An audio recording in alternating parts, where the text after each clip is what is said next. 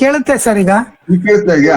ಇದೇ ಈಗ ಇದೇ ಮಾಡಲಮ್ಮ, ಇದು ಫುಲ್ ಸ್ಕ್ರೀನ್ ಕೇಳುತ್ತೆ ಸರ್, ಮಾತಾಡಿ. ಆದ್ರೆ ಇಕೋ ಆಗ್ತಾ ಇದೆ. ಮತ್ತೊಂದು ಯಾವ್ದಾದ್ರು ಇನ್ನೊಂದು ಡಿವೈಸ್ ಇರಬೇಕು. ಈಗ ಹಲೋ, ಸರಿ ಸರ್, ಈಗ ಕೇಳ್ತಾ ಇದೆಯಾ? ಸರಿ ಇದೆ, ಸರಿ ಇದೆ, ಓಕೆ. ಸರಿ. ಈಗ ಇದನ್ನ ಸ್ಪೀಕರ್ ಪ್ರಾಬ್ಲಮ್ ಇದೆ ಅನ್ಸುತ್ತೆ ಲ್ಯಾಪ್ಟಾಪ್. ಅಲ್ಲ, ಬೇಕಂದ್ರೆ ಇಟ್ಕೊಂಡಿರಿ, ಯಾವಾಗಾದ್ರೂ ಲಾಗಿನ್ ಆಗಬೇಕಂದ್ರೆ. ಅಲ್ಲ ಇಟ್ಕೊಳ್ಳ. ಹಲೋ, ಈಗ ಕೇಳಿಸ್ತಾ ಇದೆಯಾ? ಸರಿ ಇದೆ, ಸರಿ, ಓಕೆ. ಓಕೆ. ಹಾ, ಎಲ್ಲರಿಗೂ ನಮಸ್ಕಾರ. ನಮ್ಮ ಕಸರತ್ತು ಸ್ವಲ್ಪ ತಡ ಮಾಡಿದ್ದಕ್ಕೆ ದಯಮಾಡಿ ಕ್ಷಮಿಸಿ. ವಾಸ್ತವವಾಗಿ ದಾರ್ಶನಿಕತೆ ಅನ್ನುವ ಪದ ತುಂಬಾ ವಿಶಾಲವಾದದ್ದು. ಆದ್ರೆ ನಾವು ಯಾವುದೇ ಒಂದು ವಿಷಯದ ಬಗ್ಗೆ ಆಲೋಚನೆ ಮಾಡುವ ಪ್ರವೃತ್ತಿಯಿಂದಲೇ ಎಲ್ಲ ಕಲಿಕೆಯು ಪ್ರಾರಂಭ ಆಗತ್ತೆ ಅನ್ನೋದು ನಮ್ಗೆಲ್ಲ ಗೊತ್ತಿರುವಂತಹ ಸಂಗತಿ. ಮನುಷ್ಯ ಆಕಾಶದ ಕಡೆಗೆ ಯಾಕೆ ತಿರುಗಿ ನೋಡ್ದ ಅನ್ನೋದು ಒಂದು ಆಶ್ಚರ್ಯ. ಒಂದು ಊಹೆಯ ಪ್ರಕಾರ ಎಣಿಕೆಯನ್ನು ಮನುಷ್ಯ ಕಲ್ತದ್ದು ಹಗಲು ರಾತ್ರಿಯಿಂದ ಆಕಾಶದ ಕಡೆಗೆ ನೋಡಿ ಅಂತ ಅನ್ನೋ ಮಾತು. ಅಂದ್ರೆ ಆ ಮಾತನ್ನ ನಾವು ಒಪ್ಪೋದಾದ್ರೆ ಗಣಿತಕ್ಕಿಂತಲೂ ಪ್ರಾಚೀನವಾದದ್ದು, ಗಣಿತಕ್ಕೆ ಮೂಲಭೂತವಾಗಿ ಬೇಕಾದ್ದು ಎಣಿಕೆ. ಆ ಗಣಿತಕ್ಕಿಂತಲೂ ಪ್ರಾಚೀನವಾದದ್ದು ಖಗೋಳ ವಿಜ್ಞಾನ ಅಂತ ಹೇಳೋದುಂಟು. ಯಾಕೆಂದ್ರೆ ಎಣಿಕೆ ಇಲ್ಲದೆ ಇದ್ರೆ ಗಣಿತ ಬರ್ತಾನೆ ಇರ್ಲಿಲ್ಲ ಅಂತ. ಎಣಿಕೆ ಮಾಡ್ಬೇಕಾದ್ರೆ ಒಂದೇ ರೀತಿಯ ಎರಡು ವಸ್ತುಗಳನ್ನ ಮಾತ್ರ ಸೇರಿಸಿದ್ರೆ 1+1 = 2 ಆಗುತ್ತೆ. ಆದ್ರೆ ನಾವು ಸುತ್ತಮುತ್ತ ನೋಡೋ ವಸ್ತುಗಳಲ್ಲಿ ಯಾವುದೂ ಒಂದೇ ಸಮ ಇಲ್ಲ. ಒಂದು ಗಾತ್ರದಲ್ಲೋ, ತೂಕದಲ್ಲೋ, ಸ್ವಭಾವದಲ್ಲೋ ಎಲ್ಲ ವ್ಯತ್ಯಾಸ ಇದೆ. ಈ ಎಲ್ಲ ಸ್ವಭಾವವನ್ನು ಮರೆತು ಎಲ್ಲವನ್ನೂ ಒಂದು ಅಂತ ಪರಿಗಣಿಸುವಂತ ಅಬ್ಸ್ಟ್ರಾಕ್ಷನ್ ಅಂತಾರೆ, ಅಮೂರ್ತೀಕರಣ ಕಲಿಸಿದ್ದು ನಮ್ಗೆ ಹಗಲು ರಾತ್ರಿ ಅನ್ನುವಂಥ ಒಂದು ಅಂಶ ಗಮನಿಸಬೇಕಾದದ್ದು. ಅದರಿಂದ ಈ ಖಗೋಳ ವಿಜ್ಞಾನ ಪ್ರಾರಂಭವಾಗೋದಕ್ಕೆ ಮುಂಚೆ, ಖಗೋಳ ವಿಜ್ಞಾನ ತಾನು ಪ್ರಾರಂಭವಾಗುವುದಕ್ಕೆ ಮುಂಚೆ ಗಣಿತವನ್ನು ಕೂಡ ಪ್ರಾರಂಭ ಮಾಡಿತು ಅನ್ನುವಂಥ ಮಾತಿದೆ. ಅದು ಏನೇ ಇರಲಿ, ಒಂದು ವಿಶೇಷ ಗಮನಿಸಬೇಕಾದ್ದು ಅಂದ್ರೆ, ಬೇರೆ ಬೇರೆ ಕ್ಷೇತ್ರದ ವಿಜ್ಞಾನಿಗಳನ್ನ ಪಟ್ಟಿ ಮಾಡಿದ್ರೆ ದಾರ್ಶನಿಕತೆಯನ್ನ ಹೆಚ್ಚಾಗಿ ದಾರ್ಶನಿಕತೆಯ ಕಡೆಗೆ ಒಲವು ತೋರಿಸಿದಂಥ ವಿಜ್ಞಾನಿಗಳು ಯಾರು ಅಂತಂದ್ರೆ ಖಗೋಳ ವಿಜ್ಞಾನಿಗಳು, ಗಣಿತ ಶಾಸ್ತ್ರಜ್ಞರು ಮತ್ತು ಭೌತ ವಿಜ್ಞಾನಿಗಳು. ಇಲ್ಲಿ ಈ ಮೂರ ವಿಷಯಗಳಲ್ಲಿ ಸಾಮಾನ್ಯ ಅಂಶ ಏನಪ್ಪಾ ಅಂತಂದ್ರೆ, ಎಲ್ಲದರಲ್ಲೂ ಒಂದು ಅಮೂರ್ತೀಕರಣದ ಒಂದು ವಿಶೇಷ ಇದೆ, ಅಬ್ಸ್ಟ್ರಾಕ್ಷನ್ ಇದೆ.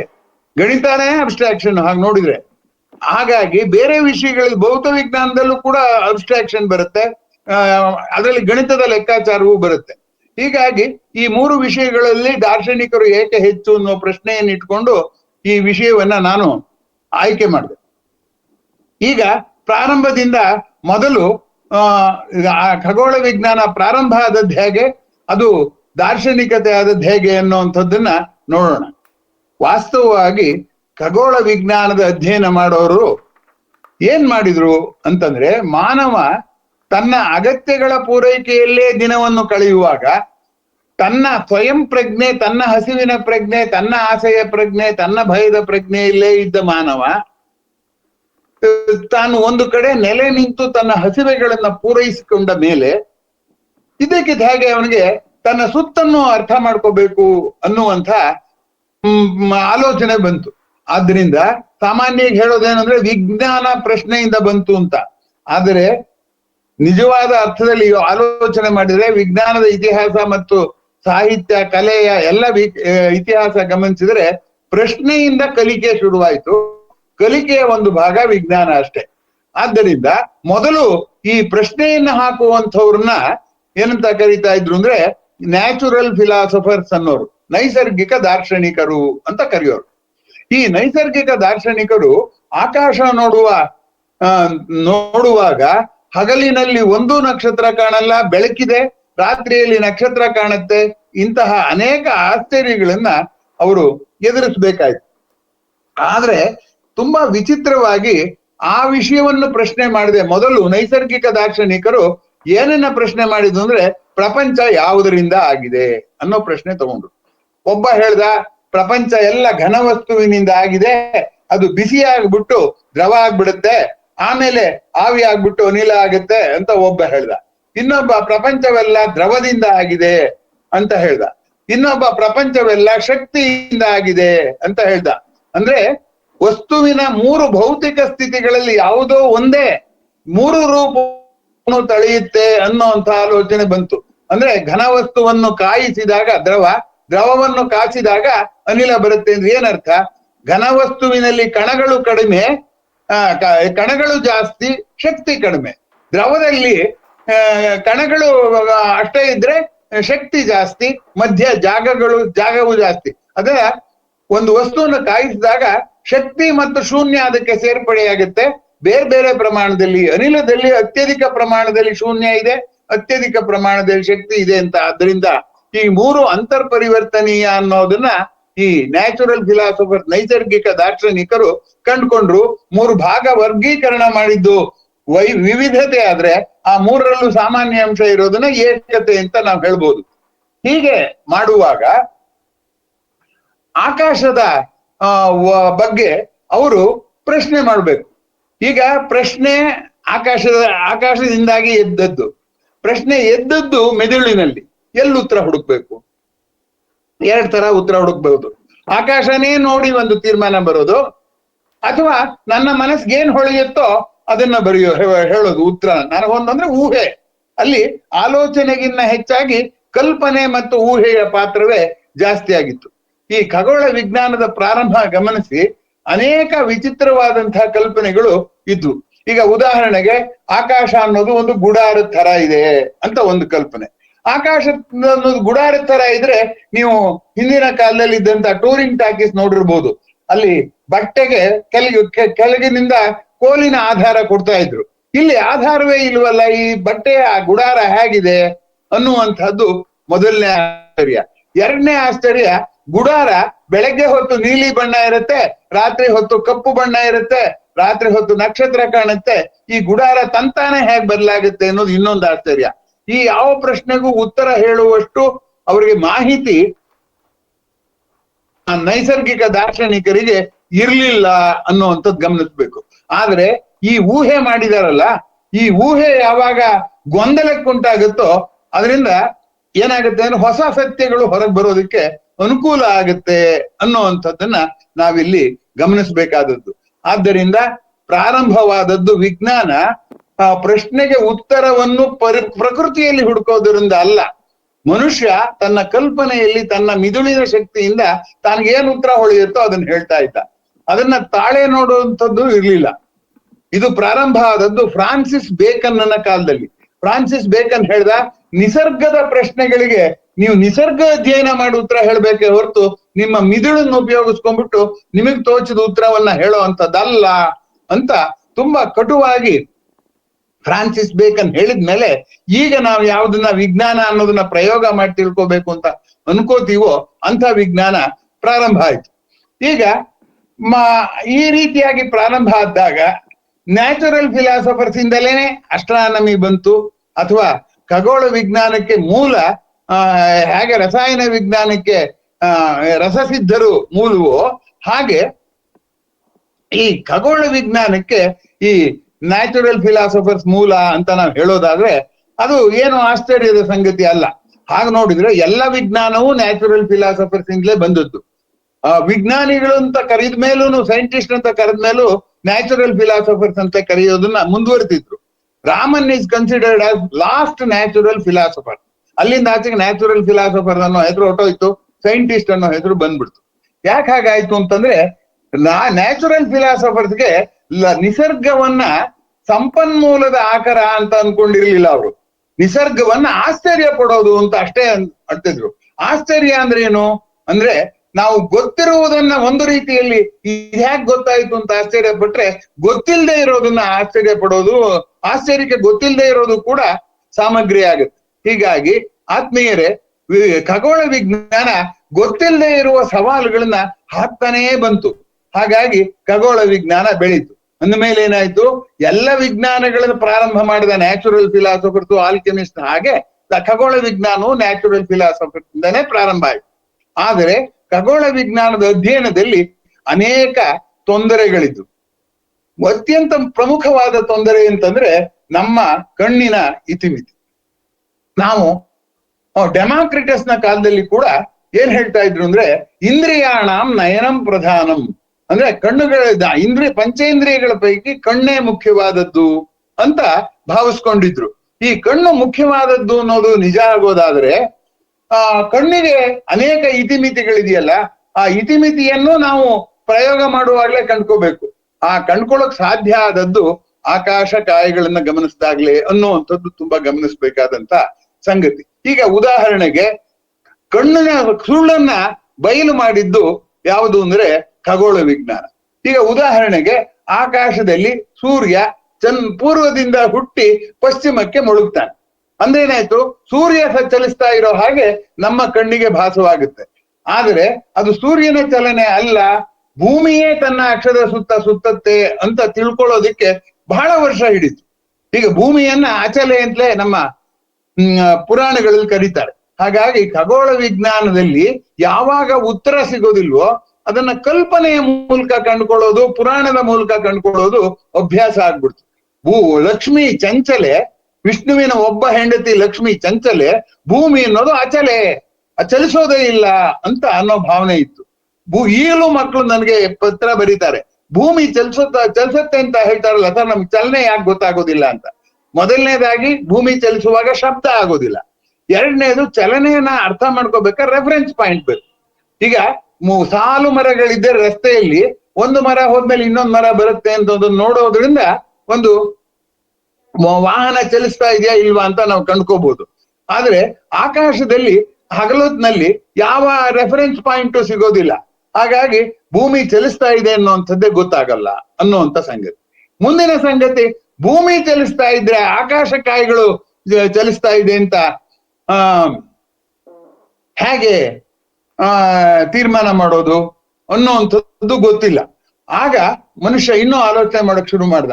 ಭೂಮಿಯ ಗಾತ್ರ, ಭೂಮ ಅಂದ್ರೆ ದೊಡ್ಡದು, ಭೂಮಿನೇ ದೊಡ್ಡದು ಅಂತ ಅನ್ಕೊಂಡಿದ್ದು ಮನುಷ್ಯನಿಗೆ ಆ ಸೂರ್ಯನ ಬೆಳಕು ಪ್ರಖರತೆ ನೋಡಿದಾಗ ಅದು ಸೂರ್ಯ ಅನ್ನೋದು ಸ್ವರ್ಗ, ಆಕಾಶ ಅನ್ನೋದು ಸ್ವರ್ಗ, ಆಕಾಶದಲ್ಲಿರೋ ಕಾಯಿಗಳೆಲ್ಲ ಸ್ವರ್ಗ ಕಾಯಿಗಳು, ಹೆವನ್ಲಿ ಬಾಡೀಸ್ ಅಂತ ಕರೆಯೋದಕ್ಕೆ ಪ್ರಾರಂಭ ಮಾಡಿದ್ರು. ಹೆವನ್ಲಿ ಬಾಡೀಸ್ ನ ನಾವು ಮನುಷ್ಯ ಅರ್ಥ ಮಾಡ್ಕೊಳಕ್ಕಾಗತ್ತೆ? ಅರ್ಥ ಮಾಡ್ಕೊಳಕ್ ಆಗಲ್ಲ ಅನ್ನೋವಂಥದ್ದು. ಈ ಬಗೆಯ ಆಲೋಚನೆ ಯಾವ ದೇಶದಲ್ಲಿ ಇತ್ತು ಅಂದ್ರೆ ಎಲ್ಲಾ ದೇಶದಲ್ಲೂ ಇತ್ತು. ಉದಾಹರಣೆಗೆ ಕರ್ನಾಟಕದ್ದೇ ತಗೊಳ್ಳಿ, ಸರ್ವಜ್ಞ ಹೇಳ್ತಾನೆ, ಎಲುವಿಲ್ಲ ನಾಲಿಗೆಗೆ ಬಲವಿಲ್ಲ ಬಡವನಿಗೆ ತೊಲೆಗಂಬವಿಲ್ಲ ಗಗನಕ್ಕೆ ಅಂತ ಹೇಳ್ತಾನೆ. ಗಗನಕ್ಕೆ ತೊಲೆಗಂಬ ಇಲ್ಲ ಅಂತ ಹೇಳ್ತಾನೆ. ಆ ದೃಷ್ಟಿಯಿಂದ ಅವನು ಸರ್ವಜ್ಞನು ಕೂಡ ಈ ಗುಡಾರಕ್ಕೊಂದು ಆಧಾರ ಇಲ್ವಲ್ಲ ಅಂತ ಆಶ್ಚರ್ಯ ಪಟ್ಟಿದ್ದಾನೆ. ಆಶ್ಚರ್ಯ ಬಂದು ಉತ್ತರ ಸಿಗದೆ ಇದ್ದಾಗ ಕಲ್ಪನೆ ಕಡೆ ಮನುಷ್ಯ ಹೊರಟೋಗ್ತಾನೆ. ಈಗ ಒಂದ್ ಮಗುಗೆ ಯಾವ್ದಾದ್ರು ಒಂದ್ ಪ್ರಶ್ನೆಗೆ ಉತ್ತರ ಸಿಗದೆ ಹೋದ್ರೆ ಅದು ತುಂಬಾ ಹೊತ್ತಾಗಿರಕ್ಕಾಗಲ್ಲ. ಯಾವಾಗ ತರ್ಕದಲ್ಲಿ ಉತ್ತರ ಸಿಗೋದಿಲ್ಲ, ಅದು ಏನ್ ಮಾಡುತ್ತೆ, ಅದು ಕಲ್ಪನೆಯಲ್ಲಿ ಉತ್ತರ ಪಡ್ಕೊಳಕ್ ಹೋಗುತ್ತೆ. ಹೀಗಾಗಿ ಇದು ಆಕಾಶ ಕಾಯಗಳ ಅಧ್ಯಯನ ಇದೆಯಲ್ಲ, ಅಥವಾ ಸ್ವರ್ಗ ಕಾಯಗಳ ಅಧ್ಯಯನ, ಅವಾಗೆಲ್ಲವೂ ಕೂಡ ಮೊದಲು ಪ್ರಾರಂಭವಾದದ್ದು ಪುರಾಣಗಳ ಜೊತೆಗೆ ಜೋಡಿಸಿದ್ದ ಮೂಲಕ ಅನ್ನುವಂಥದ್ದನ್ನ ನಾವಿಲ್ಲಿ ಅತ್ಯಂತ ಗಂಭೀರವಾಗಿ ಗಮನಿಸ್ಬೇಕು. ಖಗೋಳ ವಿಜ್ಞಾನದ ಇತಿಹಾಸ ಓದಿದವ್ರಿಗೆ ಈ ಅಂಶ ತುಂಬಾ ಸ್ಪಷ್ಟವಾಗಿ ಗೊತ್ತಾಗುತ್ತೆ. ಈಗ ಉದಾಹರಣೆಗೆ ನಕ್ಷತ್ರ ಅಂದ್ರೆ ಏನು ಅನ್ನೋದಕ್ಕೆ ಏನ್ ಹೇಳ್ತಾ ಇದ್ರು ಅಂದ್ರೆ, ಆಕಾಶದ ಗುಡಾರದಲ್ಲಿ ಸಣ್ಣ ಸಣ್ಣ ತೂತುಗಳಿವೆ, ಆ ತೂತುಗಳಿಂದ ಸ್ವರ್ಗದಿಂದ ಬೆಳಕು ಬರ್ತಾ ಇದೆ. ಆ ತೂತನ್ನೇನಂತ ಅಂದೋದ್ರೆ ನಕ್ಷತ್ರ ಅಂತ ನಾವು ಕರಿತಿದೀವಿ ಅಷ್ಟೇ. ಅದು ಆಕಾಶ ಗುಡಾರದ ತೂತು ಅಂತ ಹೇಳ್ತಾ ಇದ್ವಿ. ಆದ್ರೆ ಆ ಆಕಾಶ ಗುಡಾರದ ತೂತು ಅಂತ ನಾವು ಭಾವಿಸೋದಾದ್ರೆ ಸೂರ್ಯನು ಕೂಡ ಒಂದು ದೊಡ್ಡ ತೂತು ಇರ್ಬೋದು ಅಂತ ಅನ್ಕೋಬೇಕಾಗತ್ತೆ. ಆದ್ರೆ ಈ ದೊಡ್ಡ ತೂತಿನ ಮೂಲಕ ಬೆಳಕು ಬಂದಾಗ ಬೇರೆ ತೂತುಗಳೆಲ್ಲ ಎಲ್ಲಿ ಹೋಯ್ತು ಅಂದ್ರೆ ಏನಾಯ್ತು, ಹಗಲೊತ್ತಿನಲ್ಲಿ ಆ ಗುಡಾರಕ್ಕೆ ಒಂದು ದೊಡ್ಡ ತೂತು, ರಾತ್ರಿ ಹೊತ್ತಿನಲ್ಲಿ ಅನೇಕ ಸಣ್ಣ ತೂತುಗಳು ಹೇಗಾಯ್ತು? ಈ ಪ್ರಶ್ನೆಗೆ ಉತ್ತರ ಇಲ್ಲ. ಯಾವಾಗ ನಾವು ಕಲ್ಪನೆಯಿಂದ ಉತ್ತರ ಕೊಡ್ತೇವೋ ಅದು ತಾತ್ಕಾಲಿಕ ಸಮಾಧಾನ ಕೊಡೋದ್ರ ಜೊತೆಗೆ ಈ ಉತ್ತರ ಯಾಕೋ ಸರಿಗಿಲ್ಲ ಅಂತ ಇನ್ನಷ್ಟು ಅಧ್ಯಯನ ಮಾಡ್ಬೇಕು ಅನ್ನುವಂತ ಒಂದು ಒತ್ತಾಸೆಯನ್ನ ಅದು ತಂದ್ಕೊಡುತ್ತೆ ಅನ್ನೋವಂಥದ್ದು ಗಮನಿಸ್ಬೇಕಾದ್ದು. ಆದದ್ದು ಹಾಗೆಯೇ. ಆಮೇಲೆ ಸೂರ್ಯ ಚಲಿಸ್ತಾ ಇರೋವಂಥದ್ದು ಇದೆಯಲ್ಲ ಭೂಮಿ ಸುತ್ತ, ಆಗ ಸೂರ್ಯ ಚಲಿಸ್ಬೇಕಾದ್ರೆ ಭೂಮಿ ಮನುಷ್ಯರದ್ದು, ಮಣ್ಣಿಂದು. ಆದ್ರೆ ಸ್ವರ್ಗ ಕಾಯ ಸೂರ್ಯ ಏನು, ಅವನು ದೇವಲೋಕದ ಕಾಯ, ಹೆವನ್ಲಿ ಬಾಡಿ ಅಂತ ಸ್ವರ್ಗ ಕಾಯ ಬಂದ್ಬಿಟ್ಟು ಈ ಮಣ್ಣಿಗೆ ಎಲ್ಲಾರು ಸುತ್ತಾಕಕ್ ಸಾಧ್ಯವೇ? ಹಾಗೆ ಸಾಧ್ಯವಿಲ್ವಲ್ಲ ಅಂತ ಅಂತ ಅನುಮಾನಗಳು ಶುರುವಾಯ್ತು. ಈ ಅನುಮಾನಗಳು ಆಲೋಚನೆಗೆ ಎಡೆ ಮಾಡಿಕೊಡ್ತು. ಆ ಅನುಮಾನಗಳು ಆಲೋಚನೆಗೆ ಎಡೆ ಮಾಡಿಕೊಟ್ಟಾಗ ನಾವು ಗಮನಿಸಿದಂತ ವಿಚಿತ್ರ ಏನಪ್ಪಾ ಅಂದ್ರೆ, ನಮ್ಮ ಯಾವ್ಯಾವ ನಂಬಿಕೆ ಇತ್ತೋ ಆ ನಂಬಿಕೆ ಎಲ್ಲ ಹುಡಿಯಾಗೋದಕ್ಕೆ ಶುರು ಮಾಡ್ತು. ಉದಾಹರಣೆಗೆ ಸೂರ್ಯ ಬೆಳಗ್ಗೆಯಿಂದ ಸಾಯಂಕಾಲದ ತನಕ ತಿರುಗ್ತಾನೆ, ಚಂದ್ರ ಬೆಳಗ್ಗೆಯಿಂದ ಸಾಯಂಕಾಲದ ತನಕ ಪೂರ್ವದಿಂದ ಪಶ್ಚಿಮದ ಕಡೆಗೆ ಹೋಗ್ತಾನೆ ಅಂತ ನಾವು ನಂಬ್ಕೊಂಡಿದ್ವಲ್ಲ. ಆಕಾಶವನ್ನ ಸುಮ್ಮನೆ ಗಮನಿಸಿದ್ರೆ ಏನಾಗುತ್ತಪ್ಪ ಅಂತಂದ್ರೆ, ನಕ್ಷತ್ರಗಳು ಕೂಡ ಏನಾಗುತ್ತೆ, ತಮ್ಮ ಸ್ಥಾನವನ್ನ ಪಲ್ಲಟ ಮಾಡ್ತಾ ಇದೆ ಅನ್ನುವಂಥದ್ದು ಗೊತ್ತಾಗತ್ತೆ. ಈಗ ಉದಾಹರಣೆಗೆ ನೀವು ಸೂರ್ಯಾಸ್ತ ಆದ ಕೂಡ್ಲೆ ಆಕಾಶ ನೋಡಿದ್ರು ಅದೇ ಆಕಾಶ ಕಾಣುತ್ತೆ, ಸೂರ್ಯೋದಯಕ್ಕೆ ಮುಂಚೆ ನೋಡಿದ್ರು ಅದೇ ಆಕಾಶ ಕಾಣುತ್ತೆ ಅಂತ ನಿಮ್ಮ ಸಾಮಾನ್ಯ ಜನರ ನಂಬಿಕೆ. ಆದ್ರೆ ಆಕಾಶಕಾಯಿಗಳು ಕೂಡ ಸೂರ್ಯನ ಹಾಗೆ ಸ್ಥಾನ ಪಲ್ಲಟ ಮಾಡುತ್ತವೆ ಅನ್ನುವಂಥದ್ದು ಸೂಕ್ಷ್ಮವಾಗಿ ಕಣ್ಣಿನಿಂದ ನೋಡಿಯೇ ಜನ ತೀರ್ಮಾನ ಮಾಡಿದ್ರು. ಆದ್ದರಿಂದ ಈಗ ನಾವ್ ಹೇಳಿ ಏನಾಗುತ್ತೆ ಅಂತಂದ್ರೆ, ಸೂರ್ಯನಿಗಿಂತ ಬೃಹತ್ತಾದ ಸ್ವರ್ಗಕಾಯ ಸೂರ್ಯ, ಆ ಗುಡಾರದ ತೂತುಗಳು ಎಲ್ಲವೂ ಚಲಿಸುತ್ತಾ ಇವೆ ಅಂತಂದ್ರೆ ಭೂಮಿಗೆ ಅಷ್ಟೊಂದು ಮಹತ್ವ ಇರೋದಕ್ಕೆ ಸಾಧ್ಯವೇ? ಸಾಧ್ಯ ಇಲ್ಲ. ಆದ್ದರಿಂದ ಹೀಗೆ ಭಾವಿಸೋದ್ರ ಬದಲು ಭೂಮಿಯೇ ತನ್ನ ಅಕ್ಷದ ಸುತ್ತುತ್ತದೆ ಅಂತ ನಾವು ಭಾಸ ಆದರೆ ಆಗ ಏನಾಗುತ್ತೆ ಅಂದ್ರೆ, ಭೂಮಿಯೇ ತನ್ನ ಅಕ್ಷದ ಸುತ್ತುತ್ತಿದೆ ಅಂತ ಭಾವಿಸಿದ್ರು ಹಾಗೆ ಆಗತ್ತೆ ಅಂತ. ನಮ್ಮ GP ರಾಜರತ್ನಂ ಅವರು ತಮ್ಮ ಪದ್ಯದಲ್ಲಿ ಕೊಟ್ಟಿಯಲ್ಲ ಗಸ್ತು ಕುಡ್ದಿದೆಯಾ ರಸ್ತೆ, ಎಲೆಗಳ ರಸ್ತೆ ಏನೋ ವ್ಯವಸ್ಥೆ, ಕೊಟ್ಟಿಯಲ್ಲ ಗಸ್ತು ಕುಡ್ದಿದೆಯಾ ರಸ್ತೆ ಅಂತ ರತ್ನ ಪದದಲ್ಲಿ ಬರೀತಾರೆ. ಅಂದ್ರೆ ರತ್ನನ ಪದದಲ್ಲಿ ಕುಡುಕ ತಾನು ಸುತ್ತಾ ಇದ್ದಾನೆ, ತಲೆ ಗಿರಿಗಿರಿ ಸುತ್ತಾ ಇದೆ ಅವನ ಮನಸ್ಸು, ಆದ್ರೆ ಪ್ರಪಂಚವೇ ಸುತ್ತೋ ಹಾಗೆ ಕಾಣುತ್ತೆ, ರಸ್ತೆನ್ ಕುಡ್ದಿದ್ಯಾ ಅಂತಾನೆ. ಹಾಗೆ ಭೂಮಿ ಚಲಿಸ್ತಾ ಇದೆ, ಆಕಾಶಕಾಯಿಗಳು ಚಲಿಸುವ ಭ್ರಮೆ ಉಂಟಾಗ್ತಾ ಇದೆ ಅಂತ ಗೊತ್ತಾಯ್ತು. ಅಂದ್ರೆ ಏನಾಯ್ತು, ತೋರಿಕೆ ಸತ್ಯವೇ ಬೇರೆ, ವಾಸ್ತವದ ಸತ್ಯವೇ ಬೇರೆ ಅನ್ನೋದನ್ನ ಈ ಚಲನೆಯನ್ನ ಗಮನಿಸಿದ ಖಗೋಳ ವಿಜ್ಞಾನಿಗಳು ತೀರ್ಮಾನ ಮಾಡಿದ್ರು. ವಾಸ್ತವವಾಗಿ ಇಲ್ಲಿವರೆಗೆ ನಾವು ಕಣ್ಣನ್ನ ನಂಬಿ ಕಣ್ಣಿನಿಂದ ಜಗತ್ತನ್ನೆಲ್ಲ ಅರ್ಥ ಮಾಡ್ಕೋತೀವಿ ಅಂತ ಭಾವಿಸ್ಕೊಂಡಿದ್ವು. ಆದ್ರೆ ಕೊನೆಗೇನಾಯ್ತು ಅಂದ್ರೆ, ಕಣ್ಣನ್ನ ನಂಬೋ ಹಾಗಿಲ್ಲ ಅಂತ ಮೊದಲ ಬಾರಿಗೆ ಕಣ್ಣು ತೋರಿಸುವ ಸತ್ಯವೇ ಬೇರೆ, ಬುದ್ಧಿಗೆ ಹೊಳೆಯುವ ಸತ್ಯವೇ ಬೇರೆ ಅನ್ನುವಂತ ಒಂದು ಅಂತರ ಉಂಟಾಯ್ತಲ್ಲ. ನಾನು ಅಂದ್ರೆ ನನ್ನ ಇಂದ್ರಿಯಗಳು ಹೇಳೋ ಸತ್ಯನೇ ಬೇರೆ, ನನ್ನ ಮನಸ್ಸು ಹೇಳೋ ಸತ್ಯನೇ ಬೇರೆ, ನನ್ನ ಇದನ್ನ ಬುದ್ಧಿ ಹೇಳೋ ಸತ್ಯವೇ ಬೇರೆ ಅನ್ನುವಂತ ಒಂದು ಸೀಳಿಕೆ ಉಂಟಾಯ್ತಲ್ಲ. ಆ ಸೀಳಿಕೆ ದಾರ್ಶನಿಕತೆಗೆ ದಾರಿ ಮಾಡ್ಕೊಡುತ್ತೆ. ಯಾವಾಗ ನಾನು ನನ್ನ ದೇಹವನ್ನ ನಂಬಿರ್ತೀನೋ, ನನ್ನ ಕಣ್ಣನ್ನು ನಂಬಿರ್ತೀನೋ, ಪ್ರಶ್ನೆಗಳು ಹೇಳೋದಿಲ್ಲ. ಯಾವಾಗ ನನ್ನ ಕಣ್ಣನ್ನೇ ನನ್ನ ಬುದ್ಧಿ ಅನುಮಾನ ಹಾಕ್ಪಡೋ ಹಾಗೆ ಮಾಡುತ್ತೋ ಆಗ ದಾರ್ಶನಿಕತೆ ಉಂಟಾಗತ್ತೆ ಅಂತ. ಅಂದ್ರೆ ತೋರಿಕೆ ಸತ್ಯ, ವಾಸ್ತವ ಸತ್ಯ ಅಂತ ಎರಡಿದೆ. ಆ ಎರಡು ಬೇರೆ ಅನ್ನುವಂಥದ್ದನ್ನ ಮೊದಲ ಬಾರಿಗೆ ಅಷ್ಟೇ ಅಲ್ಲ, ಅನೇಕ ಬಾರಿ ಮನುಷ್ಯನಿಗೆ ಹೇಳಿಕೊಟ್ಟದ್ದು ಖಗೋಳ ವಿಜ್ಞಾನ. ಈಗ ಉದಾಹರಣೆಗೆ ನಾವು ಹೇಳಿದ್ನೆಲ್ಲ ತಾರ್ಕಿಕವಾಗಿ ಆಲೋಚನೆ ಮಾಡೋಕ್ ಆಗದೆ ಇದ್ದಾಗ ಭವ್ಯವಾಗಿ ಕಲ್ಪನೆ ಮಾಡ್ಕೊಂಡು ಉತ್ತರ ಹೇಳ್ತೀವಿ ಅಂತ. ಈಗ ಚಂದ್ರನೇ ತಗೊಳ್ಳಿ, ಸಮುದ್ರ ಮಥನ ಮಾಡಿದಾಗ ಚಂದ್ರ ಹುಟ್ಟದ, ಲಕ್ಷ್ಮಿ ಹುಟ್ಟಿದ್ಲು, ಹಾಲ ಹುಟ್ಟಿತು ಅಂತ ಎಲ್ಲ ಪುರಾಣ ಹೇಳುತ್ತೆ. ಈಗ ನೋಡಿ ಹಾಗಾಗಿರ್ಬೋದು ಅಂತಂದ್ರೆ, ಮನುಷ್ಯ ಮೊಸರು ಕಡ್ದಾಗ ಮೇಲೆ ಬೆಣ್ಣೆ ತೇಲೋದನ್ನ ಗಮನಿಸಿದಾನೆ. ಹಾಗೆ ಇಲ್ಲಿ ಕ್ಷೀರ ಸಮುದ್ರ ಅಂದ್ರೆ ಸಮುದ್ರವನ್ನ ಕಡ್ದಾಗ ಏನಾಯ್ತು ಅಂತಂದ್ರೆ, ಕಡ್ದಾಗ ಬೆಣ್ಣೆ ಮೇಲಕ್ ಬಂದ ಹಾಗೆ ಚಂದ್ರ ಮೇಲಕ್ ಬಂದ ಅನ್ನುವ ಭವ್ಯ ಕಲ್ಪನೆ ನಮ್ಮಲ್ಲಿ ಉಂಟಾಗಿ, ಇದು ಒಂದು ರೀತಿಯಲ್ಲಿ ಆಕಾಶಕಾಯಿಗಳಿಗೆ ನಮ್ಮ ದೈನಂದಿನ ಅನುಭವವನ್ನ ವಿಸ್ತಾರ ಮಾಡುವಂತಹ ಒಂದು ಕಾಲ್ಪನಿಕತೆ, ಒಂದು ಕವಿ ಕಲ್ಪನೆಗೆ ಹೆಚ್ಚಾಗಿ ಅವಕಾಶ ಆಗಿತ್ತು. ಆದ್ರಿಂದ ಪ್ರಾರಂಭವಾದಾಗ ಖಗೋಳ ವಿಜ್ಞಾನ ತನ್ನ ಇಂದ್ರಿಯಗಳ ಇತಿಮಿತಿಯನ್ನ ಮೊದಲು ಅರಿತುಕೊಂತು ಅನ್ನುವಂಥದ್ದು ಗಮನಿಸ್ಬೇಕಾದ್ದು. ಇಂದ್ರಿಯಗಳಲ್ಲಿ ಅರ್ಥ ಮಾಡ್ಕೊಳಕ್ ಆಗದೆ ಇರೋದನ್ನ ಇನ್ನಷ್ಟು ಖಗೋಳ ವಿಜ್ಞಾನ ವೇಗವಾಗಿ ಬೆಳೆಯುವ ಹಾಗೆ ತಡೆದಿದ್ ಯಾವ್ದಪ್ಪ ಅಂತಂದ್ರೆ, ಅದನ್ನ ತಾರ್ಕಿಕವಾಗಿ ವಿವರಿಸ್ದೇನೆ ಅದಕ್ಕೊಂದು ಕಥೆ ಕಟ್ಟಿ ವಿವರಿಸುವಂತ ಸಂಗತಿ. ಈಗ ಚಂದ್ರ ಬೆಣ್ಣೆ ಆಗ್ತಾ ಇರ್ತಾನೆ ಅಂದ್ರೆ ಸಮುದ್ರ ಮಥನ ಆಯ್ತು, ಸಮುದ್ರ ಮಥನದಿಂದ ಚಂದ್ರ ಬಂತು ಅನ್ನುವಂತ ಕಲ್ಪನೆ.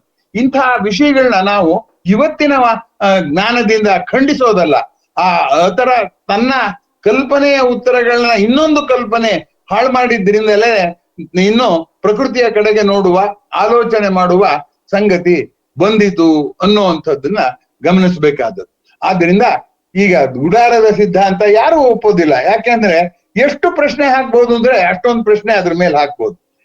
ಇನ್ನೊಂದು ಅಂಶ ಏನಂತಂದ್ರೆ, ಈಗ ಸೂರ್ಯ ಚಂದ್ರನ್ ತಗೊಳ್ಳಿ. ಪುರಾಣದಲ್ಲಿ ಅಥವಾ ಈಗಲೂ ಕೂಡ ನೀವು ಓದಿದ್ರೆ ಸೂರ್ಯ ಚಂದ್ರರು ನಿನ್ನ ನಯನ ಅಂತ ಹೇಳಿ ವಿವರಿಸಿದ್ದಾರೆ. ಆ ಸಿನಿಮಾ ಹಾಡುಗಳಲ್ಲೂ ವಿವರಿಸಿದ್ದಾರೆ, ಶ್ಲೋಕಗಳಲ್ಲೂ ಇದೆ. ಒಂದೇ ಸೂರ್ಯ ಶಶಾಂಕ ವನ್ಹಿ ನಯನಂ. ಶಿವನ್ 3 ಕಣ್ಣಿದೆ, ಒಂದು ಸೂರ್ಯ, ಒಂದು ಚಂದ್ರ, ಇನ್ನೊಂದು ಬೆಂಕಿ. 3ನೇ ಕಣ್ಣು ಬೆಂಕಿ, ಮನ್ಮಥನ್ ಸುಡ್ತಲ್ಲ ಅಂತ ಹೇಳಿದ್ದಾರೆ. ಹಾಗೆ ಹೇಳಿದಾಗ ಏನಾಗುತ್ತೆ ಅಂತಂದ್ರೆ, ಕಥಾ ಪ್ರಕಾರ ನಮ್ಮ ಎಷ್ಟು ವಿಚಿತ್ರವಾದಂಥ ತಿಳುವಳಿಕೆ ನೋಡಿ. ಚಂದ್ರ ಭೂಮಿಯ 6ನೇ ಒಂದು ಭಾಗ ಇದ್ದಾನೆ. ಸೂರ್ಯ ಭೂಮಿಯ ಅನೇಕ ಲಕ್ಷ ಪಟ್ಟು ದೊಡ್ಡನು. ಆದ್ರೂ ಕೂಡ ಸೂರ್ಯ ಒಬ್ಬನ ಮನುಷ್ಯನ ಕಣ್ಣು ಒಂದು ಕಣ್ಣಿನ ಅನೇಕ ಲಕ್ಷ ಪಟ್ಟು ಕೋಟಿ ಪಟ್ಟು ಇನ್ನೊಂದು ಕಣ್ಣಿದ್ರೆ ಅದನ್ನ ಕಲ್ಪಿಸ್ಕೊಳಕ್ ಸಾಧ್ಯವೇ?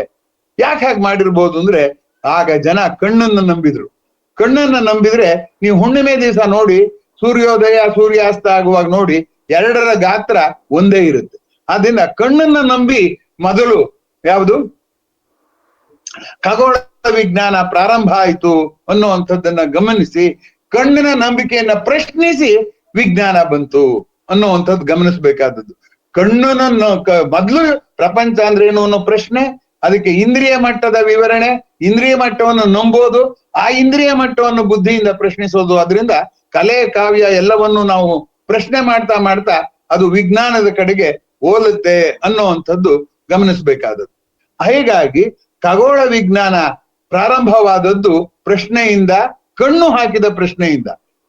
ಆದ್ರೆ ವಿಜ್ಞಾನವಾದದ್ದು ಕಣ್ಣನ್ನ ಹಾಕಿ ಕೊಟ್ಟ ಉತ್ತರವನ್ನ ನಂಬಕ್ಕಾಗದೆ ಇರೋದ್ರಿಂದ.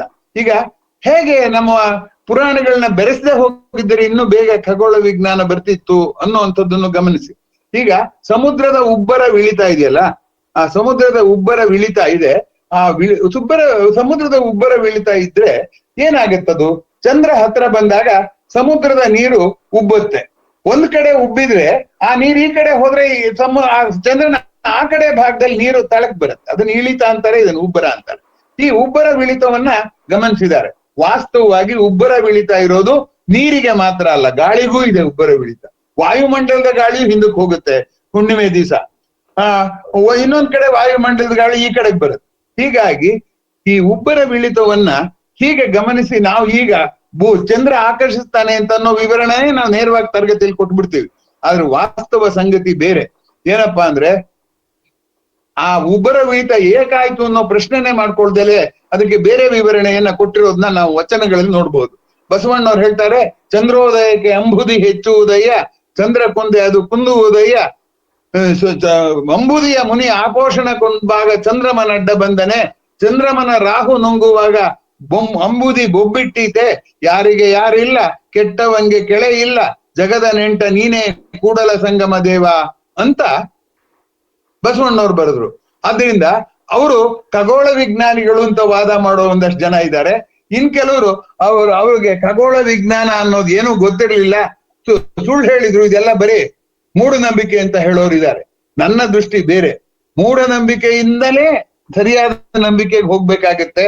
ಪ್ರಶ್ನೆ ಮೊದಲು ಇಂದ್ರಿಯಗಳ ಮೂಲಕನೇ ಹಾಕೋಬೇಕಾಗತ್ತೆ ಅನ್ನುವಂಥದ್ದು. ಈಗ ಹಾಗಾದ್ರೆ ಬರೀ ಕಣ್ಣಿನಿಂದ ನಾವು ಆಕಾಶದ ಕಡೆ ನೋಡಿ ನಾವೇನು ತಿಳ್ಕೊಳ್ಳೇ ಇಲ್ವೇ ಮಾಹಿತಿನ ಅಂತ ನೀವು ಪ್ರಶ್ನೆ ಹಾಕಿದ್ರೆ ಆಶ್ಚರ್ಯ ಹುಟ್ಟಿಸುವಂತ ಅನೇಕ ಸಂಗತಿಗಳಿವೆ. ಈಗ ಉದಾಹರಣೆಗೆ ಆಕಾಶ ಅನ್ನೋ ಪದಾನೆ ತಗೊಳ್ಳಿ. ಸರ್ವಜ್ಞ ಹೇಳ್ದ 12ನೇ ಶತಮಾನದಲ್ಲಿ ಏನಂತ, ತೊಲೆಗಂಬವಿಲ್ಲ ಗಗನಕ್ಕೆ ಅಂತ. ಆದ್ರೆ ಆಕಾಶ ಅನ್ನೋ ಪದನೇ ಇದೆಯಲ್ಲ, ಅದು ಎಂಥ ವಿಚಿತ್ರವಾದ ಪದ ನೋಡಿ. ಕಾಶ ಅಂದ್ರೆ ಬೆಳಕು, ಆಕಾಶ ಅಂದ್ರೆ ಪೂರ್ಣವಾದ ಬೆಳಕು. ಅಂದ್ರೆ ಏನಂತ ಅರ್ಥ ಆಯ್ತು? ಪೂರ್ಣವಾದ ಬೆಳಕಿನ ಲೀಲೆಯೇ ಆಕಾಶ ಅಂತ ಆಯ್ತು. ಬೆಳಕಿನ ಲೀಲೆಗೆ ಯಾವ ಆಧಾರವೂ ಬೇಕಾಗೇ ಇಲ್ಲ. ಇದೇನೋ ಗೊತ್ತಿಲ್ಲದೇನೆ ಆ ಬರೀ ಕಣ್ಣಲ್ಲಿ ನೋಡಿ ಇದು ಆಕಾಶದ ನೀಲಿ ಬೆಳಕಿನ ಲೀಲೆ ಅಂತ ಹೇಗೆ ಗೊತ್ತಾಯ್ತು? ಅವ್ರಿಗೆ ಹೇಗೆ ಆ ಹೆಸರನ್ನಿಟ್ರು ಅಂತ ನೀವು ಕೇಳಿದ್ರೆ ನಮಗ್ ಗೊತ್ತಿಲ್ಲ. ಹಾಗೆ ಗುರುಗ್ರಹ ಅನ್ನೋ ತಗೊಳ್ಳಿ. ಗುರುಗ್ರಹ ಅನ್ನುವಂಥದ್ದು, ಗುರು ಅಂದ್ರೆ ದೊಡ್ಡದು ಅಂತ. ಬರೀ ಕಣ್ಣಿಗೆ ಆ ಗ್ರಹಗಳು ಚಿಕ್ಕದಾಗಿ ಕಾಣ್ತಾ ಇದೆ. ಬೇರೆ ಗ್ರಹಗಳ ಜೊತೆಗೆ ಹೋಲಿಸಿದ್ರೆ ಅದೇನಂತ ದೊಡ್ಡದಾಗಿ ಕಾಣೋದಿಲ್ಲ. ಭೂಮಿಯನ್ನ ಭೂಮ ಅಂತ ದೊಡ್ಡದು ಅಂತ ಹೇಳಿದವರು ಭೂಮಿಯ ಗಾತ್ರಕ್ಕೆ ಹೋಲಿಸಿದ್ರೆ ಬರೀ ಕಣ್ಣಿನಿಂದ ನೋಡುವ ಗುರುಗ್ರಹದ ಸಣ್ಣ ಗ್ರಹದ ಹೆಸರಿಗೆ ಯಾಕೆ ಗುರು ಅಂತ ಹೆಸರಿಟ್ರು? ಇದು ಈಗಲೂ ಆಶ್ಚರ್ಯ. ಆದ್ಮೇಲೆ ಈಗ ನಾವ್ ಹೇಳ್ತೀವಿ ಸೂರ್ಯ ಚಂದ್ರರನ್ನು ಪುರಾಣದಲ್ಲೆಲ್ಲ ಏನ್ ಮಾಡ್ಬಿಟ್ರು, ಎಲ್ಲವನ್ನು ಗ್ರಹ ಅಂತ ಕರೆದ್ಬಿಟ್ರು ಅಂತ. ಅವರ ಪ್ರಕಾರ ಆಕಾಶಕಾಯಿಗಳು, ಸ್ವರ್ಗಕಾಯಿಗಳು ಯಾವುದು ಭೂಮಿಯಿಂದ ಕಾಲದೊಂದಿಗೆ ಬದಲಾಗುತ್ತೋ ಅವೆಲ್ಲ ಗ್ರಹಗಳು ಅಂತ ಅವ್ರ ಲೆಕ್ಕ. ನಮ್ಮ ಈಗಿನ ವ್ಯಾಖ್ಯಾನ ಬೇರೆ. ಈಗ ನಮ್ಗೆ ಏನಾಗಿದೆ ಅಂದ್ರೆ, ಈಗಿನ ವ್ಯಾಖ್ಯಾನ ಕೊಟ್ಟಿರೋದ್ರಿಂದ ಆ ವ್ಯಾಖ್ಯಾನ ಬರೋಕ್ ಮುಂಚೆ ಏನಿತ್ತು ಅನ್ನೋಂತ ಕ್ರಾನಲಾಜಿಕಲ್ ಆರ್ಡರ್, ಕಾಲಾನುಕ್ರಮಣಿಕೆ ವಿವರಣೆಯೇ ನಮ್ಗೆ ಅರ್ಥವಾಗ್ತಾ ಇಲ್ಲ. ಹಾಗಾಗಿ ಆ ಬರಿಗಣ್ಣಿನಿಂದ ನೋಡಿ ಬಂದ ತೀರ್ಮಾನಗಳು ಎಷ್ಟು ಅಂದ್ರೆ, ನಾವು ಸಾಮಾನ್ಯವಾಗಿ ಬರಿಗಣ್ಣಿನಿಂದ ಅನೇಕ ತಪ್ಪು ತೀರ್ಮಾನಗಳಿಗೆ ಬಂದಿದ್ದೇವೆ ಅಂತ ಹೇಳ್ತೀವಿ. ಆದ್ರೆ ಎಷ್ಟೊಂದು ಸರಿಯಾದ ತೀರ್ಮಾನಗಳಿಗೆ ಬಂದಿದ್ದೀವಿ ಅನ್ನೋದು ಇನ್ನೊಂದು ಮಗ್ಲಿದ್ದೇ ಇದೆ. ಈಗ ಉದಾಹರಣೆಗೆ ಬರೇ ಆಕಾಶಕಾಯಿಗಳು ಚಲನೆ ಆಗಲ್ಲ ಅಥವಾ ಏನೇನೋ ಮೂಢನಂಬಿಕೆ ಇದೆ, ನಕ್ಷತ್ರ ಅಂದ್ರೆ ಏನೇನೋ ಅಂತ ನಂಬಿಕೆ ಅಂತ ಬರೀ ಕಣ್ಣಲ್ಲಿ ಹಿಂದಿನವ್ರು ಹೇಳಿದ್ದನ್ನು ಹೇಳ್ತೀವಲ್ಲ. ಆದ್ರೆ ಗ್ರಹಣ ಇಷ್ಟೇ ಖಚಿತವಾಗಿ ಇದೇ ವೇಳೆಗೆ ಆಗುತ್ತೆ ಅಂತ ಯಾವುದೋ ಅವ್ರದ್ದೇ ಆದಂತಹ ಲೆಕ್ಕಾಚಾರದಲ್ಲಿ ಈ ಪುರಾಣದ ಕಥೆಗಳು ನಂಬಿದವರು ಕೂಡ ಹೇಳ್ತಾರೆ. ಹೇಗೆ ಹೇಳ್ತಾರೆ ಅನ್ನೋ ಕುತೂಹಲನೂ ನಾವು ಗಮನಿಸ್ಬೇಕಾದದ್ದು. ಯಾಕೆ ಅಂದ್ರೆ, ಮೊದಲನೇದಾಗಿ ಆಕಾಶಕಾಯಿಗಳು ನಮಗ್ ಕಣ್ಣಿಗೆ ಅವುಗಳು ಇರುವ ರೀತಿಯಲ್ಲಿ ಕಾಣ್ತಾ ಇಲ್ಲ. ಚಲನೆ, ಗ್ರಹಣದಲ್ಲಿ ಚಲನೆ ಮುಖ್ಯ ಆಗುತ್ತೆ. ಯಾಕಂದ್ರೆ ಎರಡು ಗ್ರಹಗಳು ಒಟ್ಟಿಗೆ ಬರ್ಬೇಕಲ್ಲ. ಆ ಚಲನೆ ಮುಖ್ಯ ಆಗ್ಬೇಕಾಗಿರೋದ್ರಿಂದ ಏನಾಗ್ಬಿಡುತ್ತಪ್ಪ ಅಂತಂದ್ರೆ, ಆ ಚಲನೆ ಆಗುವಾಗ ಒಂದರ ಹಿಂದೊಂದು ಬರುವಂತದ್ದಾಗತ್ತೆ ಅಂದ್ರೆ, ಭೂಮಿ ಚಲಿಸ್ತಾ ಇದೆ, ನೀವು ನೋಡ್ತಾ ಇರೋ ಕಣ್ಣು ಚಲಿಸ್ತಾ ಇದೆ ಭೂಮಿ ಜೊತೆಲಿ, ಆಕಾಶಕಾಯಿಗೂ ಚಲಿಸ್ತಾ ಇದೆ. ಎರಡು ಆಕಾಶಕಾಯಿಗಳ ಚಲನೆ ಲೆಕ್ಕ ಹಾಕ್ಬೇಕು. ಇಷ್ಟೆಲ್ಲ ಲೆಕ್ಕವನ್ನ ಬರೀ ಕಣ್ಣಿನಿಂದ ನೋಡುವ ಆಕಾಶಕಾಯಿಗಳನ್ನ ಆಧರಿಸಿ ಮನುಷ್ಯ ಹ್ಯಾಕ್ ಕಂಡ್ಕೊಂಡ ಅನ್ನೋಂಥ ಆಶ್ಚರ್ಯ ಇದೆಯಲ್ಲ, ಆ ಆಶ್ಚರ್ಯನ ಹೇಳ್ತಾ ಇಲ್ಲ. ಹಿಂದಿನದೆಲ್ಲ ಮೂಢನಂಬಿಕೆ ತೆಗೆದು ಹಾಕ್ಬಿಡಿ ಅಂತ ಹೇಳ್ತೀವಿ. ಜೊತೆಗೆ ಇನ್ನೂ ಒಂದು ಅಂಶ ಗಮನಿಸಿ, ಕೇವಲ ಆಕಾಶಕಾಯಿಗಳ ಚಲನೆಯಾಗಿ ನಾವು ನೋಡಲಿಲ್ಲ ಆಕಾಶನ. ಯಾಕೆ ಅಂದ್ರೆ ಆಕಾಶಕಾಯಿಗಳ ಚಲನೆಯನ್ನ ಬೇರೆ ಬೇರೆ ನಮ್ಮ ದೈನಂದಿನ ವಿದ್ಯಮಾನಗಳಿಗೆ ಪುರಾಣದ ಜೊತೆ ಹೇಗೆ ಜೋಡಿಸಿದ್ವು, ದೈನಂದಿನ ವಿದ್ಯಮಾನಗಳಿಗೆ ಜೋಡಿಸಿ ಹೇಳುವಂತಹ ಗುಣ ಇತ್ತಲ್ಲ, ಅದು ಆಶ್ಚರ್ಯ ಪಡುವಂತಹ ಗುಣ ಅಂತ ನಾನ್ ಭಾವಿಸ್ಕೊಂಡಿದ್ದೀನಿ. ಈಗ ಉದಾಹರಣೆಗೆ ಸ್ವಾತಿ ಮಳೆ ಅಂದ್ರೆ ಇದು ಕುರುಡು ಚಿತ್ತಿ ಮಳೆ, ಕುರುಡು ಪ್ರೀತಿ ಹಂಗೆ ಕುರುಡು ಚಿತ್ತಿ ಮಳೆ ಅಂತ, ಕುರುಡು ಚಿತ್ತಿ ಮಳೆ ಅಂತ ಅವಾಗ ಯಾವಾಗ್ಲೂ ಡ್ರಿಸ್ಲಿಂಗ್ ಬರುತ್ತೆ, ಕುರುಡು ಚಿತ್ತಿ ಮಳೆ ಅಂತ. ಭರಣಿ ಮಳೆ ಧರಣಿ ಎಲ್ಲ ಬೆಳೆ ಅಂತ. ಹಾಗಾಗಿ ಋತುಮಾನದ ಎಲ್ಲ ಲಕ್ಷಣಗಳನ್ನು ನಕ್ಷತ್ರಗಳ ಮೂಲಕವೇ ಅರ್ಥ ಮಾಡಿಕೊಳ್ಳಲು ಪ್ರಯತ್ನ ಪಟ್ಟು ಹವಾಮಾನದ ಮುನ್ಸೂಚನೆಯನ್ನ ಖಗೋಳ ವಿಜ್ಞಾನದ ಅಧ್ಯಯನದಿಂದ ಮಾಡಿದ್ರೆ, ಅದು ನಕ್ಷತ್ರಗಳ ಅಧ್ಯಯನ, ಗ್ರಹಗಳ ಅಧ್ಯಯನ ಹೋಗ್ಬಿಟ್ಟು ವಾತಾವರಣದ ಅಧ್ಯಯನ, ಋತುಮಾನದ ಅಧ್ಯಯನ ಕೂಡ ಆಗಿತ್ತು. ಇದು ಹೇಗಾಯ್ತು ಅನ್ನುವಂಥದ್ದನ್ನು ಗಮನಿಸ್ಬೇಕು. ಆದ್ದರಿಂದ ಈ ಬರೀ ಕಣ್ಣಿನಿಂದ ನೋಡಿದ ವ್ಯಕ್ತಿಗಳ ಸಾಧನೆ, ಆಕಾಶವನ್ನ ಅರ್ಥ ಮಾಡ್ಕೊಳ್ಳೋದಕ್ಕೆ ಮಾಡಿದ ಸಾಧನೆ ಗಮನಾರ್ಹವಾದಿದ್ದಿದೆ. ಎರಡನ್ನೂ ಹೇಳ್ಬೇಕು, ಆ ಸಾಧನೆಯನ್ನು ಹೇಳಬೇಕು, ಇತಿಮಿತಿಯನ್ನು ಹೇಳುವಂತಹ ಆಲೋಚನೆಯನ್ನ ನಮ್ಮ ಶಾಲಾ ಶಿಕ್ಷಣ ಹೇಗೋ ಒದಗಿಸ್ತಾ ಇಲ್ಲ ಅಂತ ಅನ್ಸತ್ತೆ. ಯಾಕೆಂದ್ರೆ ನಾವು ಹೇಳುವಾಗ ಯಾರನ್ನೋ, ಈಗ ಇವತ್ತಿನ ನಮ್ಮ ತಿಳುವಳಿಕೆ ಆಧರಿಸಿ ಹಿಂದಿನವ್ರನ್ನ ತಪ್ಪು ಅಂತ ಅನ್ಬಿಡ್ಬೋದು.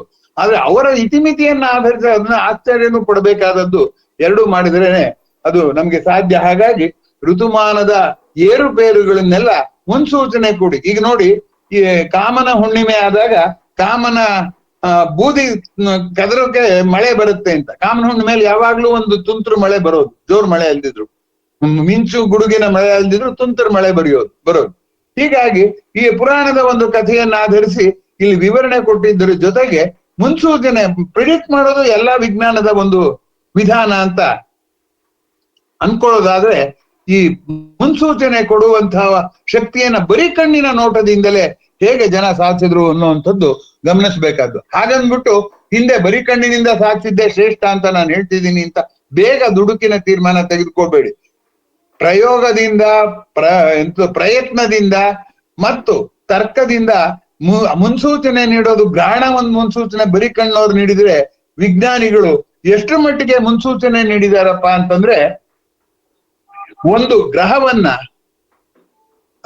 ಇದು ಏನಾಗುತ್ತೆ ಅಂತಂದ್ರೆ, ಒಂದು ಗ್ರಹವನ್ನ ಒಂದು ಇನ್ನೊಂದು ಆಕಾಶಕಾಯವಾದಂಥ ಎಂಥದ್ದು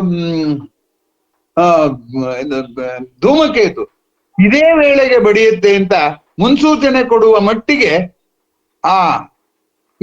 ಇದು ಯಾವುದು ವಿಜ್ಞಾನ ಮುನ್ಸೂಚನೆ ಕೊಟ್ಟಿದೆ ಅಂತ ಅನ್ನೋದು ನೋಡಿದ್ರೆ, ಒಂದು ಗುರುಗ್ರಹವನ್ನು ಬಡಿಯುವಾಗ ಇಂಥದೇ ವೇಳೆಗೆ ಹೀಗೆ ಆಗುತ್ತೆ ಅನ್ನುವಂತ ಮುನ್ಸೂಚನೆ ಕೊಡುವ ಮಟ್ಟಿಗೆ ಖಚಿತ ವಿಜ್ಞಾನವು ಕೂಡ ಬೆಳೆದಿದೆ. ಆದ್ರಿಂದ ಖಚಿತ ವಿಜ್ಞಾನವನ್ನು ಖಂಡಿಸೋದಾಗ್ಲಿ ಅಥವಾ ಬೆರೆ ಕಣ್ಣಿನಿಂದ ನೋಡಿದ ವಿಜ್ಞಾನವನ್ನು ಖಂಡಿಸೋದಾಗ್ಲಿ ಎರಡೂ ಆ ಖಗೋಳ ವಿಜ್ಞಾನದ ಬೆಳವಣಿಗೆಯ ದಾರಿಯಲ್ಲಿನ ಬೇರೆ ಬೇರೆ ಮೈಲಿಗಲ್ಲುಗಳು ಅಂತ ನಾವು ಭಾವಿಸ್ಬೇಕಾಗತ್ತೆ ಅಂತ ಕಂಡ್ಕೊಂಡಿದ್ವಿ. ಅದಿರ್ಲಿ ಬಿಡಿ, ದಾರ್ಶನಿಕರು ಕಲ್ಪನೆ ಕವಿಯ ರೀತಿಯಲ್ಲಿ ಪುರಾಣ ಎಲ್ಲಾದ್ರ ಜೊತೆಲಿ ಅಸೋಸಿಯೇಟ್ ಮಾಡಿ ಉತ್ತರ ಕಂಡುಕೊಂಡ್ರು ನಿಜ. ಆದ್ರೆ ವಿಜ್ಞಾನದ ಈ ಸಾಧನೆ ಮಾಡಿದಾಗ ಅದೆಲ್ಲ ಸುಳ್ಳು ಅಂತ ಗೊತ್ತಾದಂತ ವಿಜ್ಞಾನಿಗಳ ಪೈಕಿ ಕೂಡ ಅನೇಕರು ಇವತ್ತಿಗೂ ಕೂಡ ದಾರ್ಶನಿಕರು ನಮ್ಮ ಖಗೋಳ ವಿಜ್ಞಾನದ ವಿಜ್ಞಾನಿಗಳ ಪಟ್ಟಿಯಲ್ಲಿ ಅದು ಕಂಡು ಬರೋದು ತುಂಬಾ ಆಶ್ಚರ್ಯದ ಸಂಗತಿ. ಆದ್ದರಿಂದ ಆತ್ಮೀಯರೇ, ಈ ಖಗೋಳ ವಿಜ್ಞಾನ ಯಾವತ್ತಿಗೂ ಜೀವಂತಿಕೆಯನ್ನ ಉಳಿಸ್ಕೊಂಡೇ ಇದೆ ಅನ್ನುವಂಥದ್ದು ಗಮನಿಸ್ಬೇಕಾದ್ದು. ಅತ್ಯಂತ ಪ್ರಾಚೀನವಾದ ವಿಜ್ಞಾನ ಯಾವುದು ಅಂದ್ರೆ ಖಗೋಳ ವಿಜ್ಞಾನ. ಈ ಅತ್ಯಂತ ಆಧುನಿಕವಾದ ವಿಜ್ಞಾನ ಅಂದ್ರೂ ಕೂಡ ಅದು ಖಗೋಳ ವಿಜ್ಞಾನವೇ ಅನ್ನೋದನ್ನ ನಾವು ಮರಿಬಾರ್ದು. ಹೀಗಾಗಿ ಈ ಖಗೋಳ ವಿಜ್ಞಾನದ ಸವಾಲು ಒಂದು ಕನ್ನಡದಲ್ಲಿ ಗಾದೆ ಇದೆ, ಆಕಾಶ ನೋಡಕ್ ನೂಕ್ ನುಗ್ಲೆ ಅಂತ. ಅದರಲ್ಲಿ ಎರಡು ಅಂಶನ ಗಮನಿಸ್ಬೇಕು. ಆಕಾಶ ನೋಡಕ್ ನೂಕ್ ನುಗ್ಲೆ ಅಂದ್ರೆ ಆಕಾಶ ದೊಡ್ಡದು ಅನ್ನೋದನ್ನ ಹೇಳಕ್ಕೂ ಆ ಗಾದೆ ಹೇಳಿರ್ಬೋದು. ಯಾಕೆಂದ್ರೆ ಅಟ್ ದೊಡ್ಡದಾಗಿರೋ ಆಕಾಶಕ್ಕೆ ನುಗ್ಲೆ ಹಾಕ್ಬೇಕು, ಒಂದು ಈ ಚಿಕ್ಕದಾಗಿರೋ ವಸ್ತು ನೋಡ್ಬೇಕಾದ್ರೆ ಎಲ್ಲ ನುಗ್ಬೇಕು. ಅದೇ ಒಂದು ಪರೀಕ್ಷೆ ಫಲಿತಾಂಶನ ನೋಟಿಸ್ ಬೋರ್ಡ್ ಅಲ್ಲಿ ಸೂಚನಾ ಫಲಕದಲ್ಲಿ ನೋಡ್ಬೇಕಾದ್ರೆ ಎಲ್ಲ ನುಗ್ಲಾಗ್ಬೇಕು. ಆಕಾಶ ನೋಡಕ್ ನುಗ್ಲಾಗಲ್ಲ ಅಂತ ಎರಡನೇ ಕಾರಣನೂ ಇರ್ಬೋದು. ನೋಡಿದ್ರು ಏನು ಅರ್ಥವಾಗಲ್ಲ ಆಕಾಶನ, ಅದಕ್ಕೆ ಯಾಕೆ ನುಗ್ಲು ಅನ್ನೋ ದೃಷ್ಟಿಯಿಂದ ಮಾನವನ ಇತಿಮಿತಿಯನ್ನು, ಖಗೋಳದ ವ್ಯಾಪ್ತಿಯನ್ನು, ಎರಡನ್ನು ಖಗೋಳದ ಹೆಚ್ಚು ಕಡಿಮೆ ಅನಂತತೆಯನ್ನು, ಮನುಷ್ಯನ ಶಾಂತತೆಯನ್ನು ಕೂಡ ಎರಡನ್ನು ತುಲನೆ ಮಾಡಿ ಆ ಗಾದೆ ಬಂದಿರ್ಬೋದು ಅಂತ. ನೀವು ಇಮ್ಯಾನ್ಯುಯಲ್ ಕಾಂಟ್ ಅಂತ ಒಬ್ಬ ದಾರ್ಶನಿಕನ ಹೆಸರು ಕೇಳಿರ್ಬೋದು. ಅವನು ಹೇಳ್ತಾನೆ, 2 things always fascinate me most. ಏನಂದ್ರೆ ಸ್ಟಾರಿ ಹೆವನ್ ಅಂಡ್ ಹ್ಯೂಮನ್ ಮೈಂಡ್. ನಕ್ಷತ್ರ ಭರಿತವಾದ ಆಕಾಶ ಮತ್ತು ಮಾನವನ ಮನಸ್ಸು ಎರಡೂ ನನ್ಗೆ ಯಾವತ್ತೂ ಕೂಡ ಆಶ್ಚರ್ಯವನ್ನು ಉಂಟು ಮಾಡುತ್ತೆ ಅಂತ ಅವನು ಹೇಳ್ತಾನೆ, ಇಮ್ಯಾನ್ಯುಯಲ್ ಕ್ಯಾಂಟ್. ಅಂದ್ರೆ ಏನಾಯ್ತು, ಒಬ್ಬ ದಾರ್ಶನಿಕನ ಕಣ್ಣಿಗೆ ಈ ಪ್ರಪಂಚದ ಅಜ್ಞಾನಗಳಿಗಿನ್ನ ಹೆಚ್ಚಾಗಿ ಆಕಾಶದ ಅಜ್ಞಾನನೇ ಹೆಚ್ಚು ಚೆನ್ನಾಗಿ ಅಚ್ಚರಿ ಮೂಡಿಸುತ್ತೆ. ಮನುಷ್ಯನ ಇತಿಮಿತಿ ಜ್ಞಾಪಿಸಿ ಅವನು ಇನ್ನೂ ಆಳವಾಗಿ ಆಲೋಚನೆ ಮಾಡೋದಕ್ಕೆ ಕೆಣಕತ್ತೆ ಅನ್ನುವಂತ ಕ್ಯಾಂಟ್ನ ಮಾತನ್ನ ನಾನು ಇಲ್ಲಿ ಉದ್ಧರಿಸೋದಕ್ಕೆ ಬಯಸ್ತೇನೆ. ತುಂಬಾ ಆಶ್ಚರ್ಯ. ಈಗಾಗ್ಲೇ ಹೇಳಿದ ಹಾಗೆ ನಾನು ಈಗ ನಮ್ಮಲ್ಲಿ ಅನೇಕ ವಿಜ್ಞಾನಿಗಳನ್ನ ನೀವು ನೆನಪು ಮಾಡ್ಕೊಳ್ಳಿ, ಅವರೆಲ್ಲ ಅನೇಕ ದಾರ್ಶನಿಕರು ಇದು ಖಗೋಳ ವಿಜ್ಞಾನದಿಂದ ಬಂದವರು. ಸಿ ವಿ ರಾಮನ್ ಅವರ ಬಳಗ ಎಸ್ ಚಂದ್ರಶೇಖರ್ ಅವರು ಖಗೋಳ ವಿಜ್ಞಾನದಲ್ಲಿ ಹೆಚ್ಚಿನ ಸಂಶೋಧನೆ ಮಾಡಿದವರು. ಅವರಿಗೆ ಆ ದಾರ್ಶನಿಕ ನಿಲುವು ವಿಶೇಷವಾಗಿ ಕಾಣಿಸ್ತಿತ್ತು. ಅವರ ಗುರು ಎಡ್ಡಿಂಗ್ಟನ್ ಅಂತ ಇದ್ರು, ಅವರು ದಾರ್ಶನಿಕ ಗುಣಗಳನ್ನ ಅನೇಕ ರೀತಿಯಲ್ಲಿ ಹೇಳ್ತಾ ಇದ್ರು. ಇನ್ನೊಬ್ರು ಜೇಮ್ಸ್ ಜೀನ್ಸ್ ಅಂತ ಇದ್ರು, ಅವರು ಕೂಡ ಖಗೋಳ ದಾರ್ಶನಿಕತೆಯ ಬಗ್ಗೆ ಮಾತಾಡ್ತಾ ಇದ್ರು. ಮೊದಲ ನೈಸರ್ಗಿಕ ದಾರ್ಶನಿಕರು ತಮ್ಮ ಇತಿಮಿತಿಯಿಂದಾಗಿ ದಾರ್ಶನಿಕರಾಗಿದ್ರು. ಆದ್ರೆ ಈಗ ಆಮೇಲೆ ಕಾಣಿಸ್ಕೊಳ್ಳುವಂತಹ ದಾರ್ಶನಿಕರು ತಮ್ಮ ಅರಿವಿನಿಂದಾಗಿ ದಾರ್ಶನಿಕರಾದ್ರು ಅನ್ನುವಂಥದ್ದು ಗಮನಿಸಬೇಕಾದ್ದು. ಮಾನ್ಯ ಕುವೆಂಪು ಅವರು ಕೂಡ ಪ್ರೊಫೆಸರ್ JR ಲಕ್ಷ್ಮಣ್ ರಾವ್ ಅವ್ರ ಹತ್ರ ಹೇಳುವಾಗ, ನಮ್ಗೆ ವಿಜ್ಞಾನದ ಪುಸ್ತಕಗಳನ್ನ ಅನುವಾದ ಮಾಡೋದ್ರ ಜೊತೆಗೆ ಈ ವಿಜ್ಞಾನ ಓದಿ ದಾರ್ಶನಿಕರಾದ್ರಲ್ಲ, ಆ ದಾರ್ಶನಿಕರ ಪುಸ್ತಕಗಳನ್ನು ಅನುವಾದ ಮಾಡ್ಬೇಕು, ನಾನು ಅದನ್ನ ತಿಳ್ಕೋಬೇಕು ಅಂತ ಆಸೆ ಪಡ್ತೀನಿ ಅಂತ ಹೇಳಿದ್ದನ್ನ ಈ ಸಂದರ್ಭದಲ್ಲಿ ನೆನಪು ಮಾಡ್ಕೋಬಹುದು. ಆತ್ಮೀಯರೇ, ಇವತ್ತಿನ ಈ ಎಲ್ಲ ಚರ್ಚೆಯ ಒಂದು ಸಾರಾಂಶವಾಗಿ ಹೇಳೋದಾದ್ರೆ, ಬರೀ ಕಣ್ಣಿನಿಂದ ನಾವು ಆಕಾಶವನ್ನು ನೋಡಿ ನಮ್ಮ ಊಹೆಗೂ ಮೀರಿದ ಒಂದು ರೀತಿಯ ತೀರ್ಮಾನಗಳನ್ನ ನಾವು ತಗೊಳ್ಳೋದಕ್ಕೆ ಸಾಧ್ಯವಾಗಿತ್ತು ಅನ್ನುವಂಥದ್ದು ಗಮನಿಸಬೇಕಾದಂತ ಸಂಗತಿ. ಈಗ ಆಕಾಶಕಾಯಿಗಳನ್ನ ಚಲನೆಯನ್ನ ಅಧ್ಯಯನ ಮಾಡೋದಕ್ಕೆ ನಾವು ಒಂದು ಅಂಶವನ್ನ ಗಮನಿಸ್ಬೇಕು. ಈಗ ಭೂಮಿ ಸೂರ್ಯನ ಚಿತ್ರ ಬರೆದ್ಬಿಟ್ಟು ಸೂರ್ಯನ ಸುತ್ತ ವೃತ್ತ ಹಾಕ್ಬಿಟ್ಟು ಬೇರೆ ಬೇರೆ ವೃತ್ತ ಅಥವಾ ದೀರ್ಘ ವೃತ್ತ ಹಾಕ್ಬಿಟ್ಟು ಬೇರೆ ಬೇರೆ ಪಥಗಳಲ್ಲಿ ಹೇಗೆ ಆಕಾಶ ಕಾಯಿಗಳು ಚಲಿಸತ್ವೆ ಅಂತ ನಾವು ತೋರಿಸ್ತೀವಿ ತಾನೆ. ಆದ್ರೆ ಹಾಗೆ ಕಾಣಬೇಕಾದ್ರೆ ನಾನು ಸೂರ್ಯ ಮತ್ತು ಇದು ಗ್ರಹಮಂಡಲ ಎಲ್ಲದಕ್ಕೆ ಲಂಬವಾಗಿ ನಿಂತಿದ್ರೆ ಹಾಗೆ ಆ ಪಥಗಳು ಕಾಣುತ್ತೆ. ಆದ್ರೆ ಆಕಾಶ ಕಾಯಿಗಳು ಹಾಗಿಲ್ಲ. ಏನಾಗುತ್ತೆ ಅಂದ್ರೆ ನಾವು ಭೂಮಿ ಮೇಲಿಂದ ನೋಡ್ತೀವಿ ಆಕಾಶ ಕಾಯಿಗಳನ್ನ. ಅದಕ್ಕೆ ಭೂಮಿಯ ತನ್ನ ಅಕ್ಷದ ಸುತ್ತದ ಚಲನೆ ಒಂದು ಒಡ್ಡಿ ಮತ್ತು ಸೂರ್ಯನ ಸುತ್ತ ಮಾಡುವ ಚಲನೆ ಒಂದು ಒಡ್ಡಿ, ಎರಡನ್ನೂ ಲೆಕ್ಕಕ್ಕೆ ತಗೋಬೇಕು. ಜೊತೆಗೆ ಆ ಆಕಾಶ ಕಾಯವೂ ಕೂಡ ಚಲನೆ ಆಗ್ತಾ ಇರುತ್ತೆ, ಅದು ಅಡ್ಡಿ. ಅದು ಇಷ್ಟು ಅಡ್ಡಿಗಳನ್ನ ನಾವು ಗುರುತಿಸ್ಬೇಕಾಗುತ್ತೆ. ಇಷ್ಟೆಲ್ಲ ಅಡ್ಡಿಗಳನ್ನ ಗುರುತಿಸಿದಾಗ ಒಂದು ವಿಶೇಷ ಗೊತ್ತಾಯ್ತು. ಅಂದ್ರೆ ಸೂರ್ಯನ್ ಭೂಮಿಯ ಸುತ್ತ ಚಲಿಸುವಂತೆ ಕಾಣುವ ಆಕಾಶ ಕಾಯಿಗಳಲ್ಲಿ ಆ ಆಕಾಶ ಕಾಯದ ವಿನ್ಯಾಸ ಇದೆಯಲ್ಲ, ಒಂದೇ ವಿನ್ಯಾಸ ಇರೋದು ಕಂಡು ಬಂತು. ಅದನ್ನೇ DVG ಅವರು ಮೇಲೆ ನೋಡೆ ಕಣ್ಣ ತಣಿಪ ನೀಲಪಟದಿ ವಿವಿಧ ರೂಪ ಜಾಲಗಳನ್ನು ಬಣ್ಣಿಸಿರ್ಪ ಚಿತ್ರ ಚತುರನಾರ್. ಮುಂದಿನ ಭಾಗ ನೋಡಿ, ಕಾಲದಿಂದ ಮಾಸದ ವಿಚಿತ್ರ ವಿಸಪನಾರ್ ಅಂತ ಬರೆದ್ರು. ಕಾಲ ಕಳೆದ್ರೂ ಆ ವಿನ್ಯಾಸ ಹೋಗೋದಿಲ್ವಲ್ಲ, ಅಂತ ವಿಚಿತ್ರವನ್ನು ಯಾರು ಮಾಡಿದವರು ಅಂತ ಅವರ ಒಬ್ಬ ಕವಿ ಪ್ರಶ್ನೆ ಮಾಡ್ತಾರೆ. ಕಾಲದಿಂದ ಮಾಸದ ವಿಚಿತ್ರ. ಹಾಗೇನೆ ನೀವು ಆ ಗುಡಾರವನ್ನು ನೋಡಿದರೆ ಆ ಗುಡಾರದಲ್ಲಿ ನಕ್ಷತ್ರಗಳೆಲ್ಲ ರಂಧ್ರ ಅಂದ್ರೆ ಆ ರಂಧ್ರಕ್ಕೊಂದು ವಿನ್ಯಾಸ ಇದೆ. ಆ ವಿನ್ಯಾಸ ಕಾಲ ಕಳೆದ್ರೂ ಬದಲಾಗ್ತಾ ಇಲ್ಲ. ಆದ್ರೆ ಆ ವಿನ್ಯಾಸ ಬದಲಾಗದೆ ಇರುವಾಗ ಆ ವಿನ್ಯಾಸದೊಳಗಿನ ಒಂದು ಚಲನೆ ಇದೆ. ಆ ಚಲನೆ ಇದೆಯಲ್ಲ, ಅದು ತನ್ನ ಸ್ಥಾನವನ್ನ ಬದಲಾಯಿಸಿ ವಿನ್ಯಾಸವನ್ನ ಬದಲಾಯಿಸುತ್ತೆ ಅಂತ. ಯಾವುದು ಆ ವಿನ್ಯಾಸವನ್ನ ಬದಲಾಯಿಸುತ್ತೋ ಅದನ್ನ ಪ್ಲಾನೆಟ್ ಅಂತ ಕರೆದ್ರು. ಪ್ಲಾನೆಟ್ ಅನ್ನೋ ಪದಕ್ಕೆ ಅನುವಾದವೇನೆ ಅಲಮಾರಿ ಅಂತ.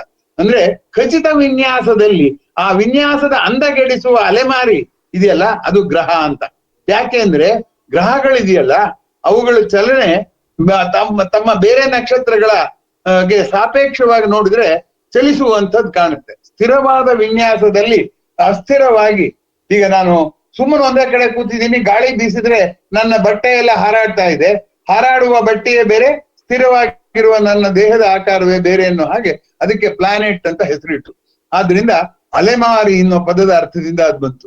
ಹಾಗಾದ್ರೆ ನಾವು ಸೂರ್ಯನ ಭೂಮಿಯ ಸುತ್ತ ಸುತ್ತುವ ಎಲ್ಲ ಗ್ರಹಗಳನ್ನು, ಎಲ್ಲ ಆಕಾಶ ಕಾಯಿಗಳನ್ನು ಬರೇ ಒಂದೇ ಹೆಸರಿನಲ್ಲಿ ಸ್ವರ್ಗ ಕಾಯಿಗಳು ಅಂತ ಕರೆದಿದ್ದನ್ನ ಆಮೇಲೆ ವರ್ಗೀಕರಣ ಮಾಡೋಕೆ ಶುರು ಮಾಡಿದ್ವಲ್ಲ, ನಕ್ಷತ್ರ ಮತ್ತು ಅಲೆಮಾರಿಗಳು ಆಗಿದೆ. ಆಮೇಲೆ ಇನ್ನೂ ಮುಂದಕ್ಕೆ ಗಮನಿಸಿದ್ರೆ ಆ ಅಲೆಮಾರಿಗಳು ಸುತ್ತ ಇನ್ನೊಂದು ಸುತ್ತತ್ತೆ. ಮೋಟ್ರಾಳ್ಗೊಂದು ಚೋಟಾಳು ಅಂತ ಕನ್ನಡದಲ್ಲಿ ಗಾದೆ ಇದೆ. ಮೋಟಾಳು ಅಂದ್ರೆ ಕುಳ್ಗಿರೋನು, ಚೋಟಾಳು ಅಂದ್ರೆ ಅವನಿಗಿನ್ನೊಬ್ಬ. ಹಾಗೆ ಅವನ್ನ ಗುಲಾಮ ಅಂತ ಕರೀತಿದ್ರು. ವಾಸ್ತವವಾಗಿ ಸ್ಯಾಟಲೈಟ್ ಅಂದ್ರೆ ಗುಲಾಮ ಅಂತ ಅರ್ಥ. ನಕ್ಷತ್ರಗಳನ್ನು ಸುತ್ತುವ ಗ್ರಹ ತನ್ನ ಸುತ್ತುವ ಒಂದು ಉಪಗ್ರಹವನ್ನ ಪಡೆದಿರ್ತಾನೆ ಅಂತ. ಇವತ್ತು ನಾವು ಉಪ ಅಂದ್ರೆ ಹತ್ರ ಅಂತ, ಗ್ರಹದ ಸಮೀಪ ಇರೋದು ಅಂತ ಉಪಗ್ರಹ ಅಂತ ಕರಿತೀವಿ. ಆದ್ರೆ ಸೂರ್ಯನನ್ನ ಸುತ್ತಾಕ್ತಾ ಇರೋದು ಬರೇ ಭೂಮಿಯಲ್ಲ, ಅದರ ಉಪಗ್ರಹವಾದ ಚಂದ್ರ ಕೂಡ ಅನ್ನೋವಂಥದ್ದನ್ನ ಗಮನಿಸ್ಬೇಕು. ಈ ಎಲ್ಲ ಅಂಶಗಳನ್ನ, ಈ ಉಪಗ್ರಹಗಳನ್ನೆಲ್ಲವನ್ನು ಕೂಡ ದೂರದರ್ಶಕ ನೋಡಿದ ಮೇಲೆ ಕಂಡುಕೊಂಡಿದ್ದಲ್ಲ, ಮುಂಚೆಯೇ ಕಂಡುಕೊಂಡಿದ್ದು ಅನ್ನುವಂಥದ್ದನ್ನ ಇಲ್ಲಿ ಗಮನಿಸ್ಬೇಕಾದದ್ದು. ಹೆಸರುಗಳು ಕೂಡ ಹಾಗೆ ಇಟ್ಟಿದ್ದಾರೆ. ಸ್ಯಾಟಲೈಟ್ ಅಂದ್ರೆ ಉಪಗ್ರಹ ಅಂದ್ರೆ ಗುಲಾಮ ಅಂತ, ಸ್ಯಾಟಲೈಟ್ ಅನ್ನೋ ಪದಕ್ಕೆ ಗುಲಾಮ ಅಂತ ಅರ್ಥ. ಆತ್ಮೀಯರೇ, ಹೀಗೆ ಖಗೋಳ ವಿಜ್ಞಾನವನ್ನ ಬಗೀತಾ ಹೋದ್ರೆ ಮನುಷ್ಯನ ಆಲೋಚನಾ ಕ್ರಮ ಹೇಗೆ ಅರಳ್ತಾ ಹೋಗುತ್ತೆ ಅನ್ನುವಂಥದ್ದು ಗಮನಿಸಬೇಕಾದ್ದು. ಮಿದುಳಿನಲ್ಲಿ ಹಾಕಿಕೊಂಡ ಪ್ರಶ್ನೆಗೆ ಮಿದುಳಿನಲ್ಲೇ ಉತ್ತರ ಹುಡುಕುವ ಪ್ರವೃತ್ತಿ, ಆಕಾಶವನ್ನು ನೋಡಿ ತಾನು ಹುಡುಕಿದ ಉತ್ತರ ಸರಿಯೇ ತಪ್ಪೆ ಅಂತ ತಾಳೆ ನೋಡುವ ಪ್ರವೃತ್ತಿ, ಈ ತಾಳೆ ನೋಡುವ ಪ್ರವೃತ್ತಿಯಿಂದ ಮಾಡಿ ಮತ್ತೆ ಅದಕ್ಕೆ ಹೊಸ ಹೆಸರುಗಳನ್ನ ಹೊಸ ವಿಧಾನಗಳನ್ನ ಕಂಡುಕೊಂಡಂತಹ ಪ್ರವೃತ್ತಿಯಲ್ಲಿ ಖಗೋಳ ವಿಜ್ಞಾನ ಬೆಳೀತಾ ಇದ್ರೂ ಕೂಡ ಅದು ಹೆಚ್ಚು ಬೆಳೆಯಕ್ ಸಾಧ್ಯ ಆಗ್ಲಿಲ್ಲ. ಯಾಕೆ ಅಂತಂದ್ರೆ ವಿಜ್ಞಾನ ಅದಕ್ಕೆ ಬೇಕಾದಂತ ಪ್ರಪಂಚದ ಮೇಲೆ ಇರೋ ವಸ್ತುಗಳು ವಿಜ್ಞಾನವೇ ಬೆಳೆದಿರ್ಲಿಲ್ಲ.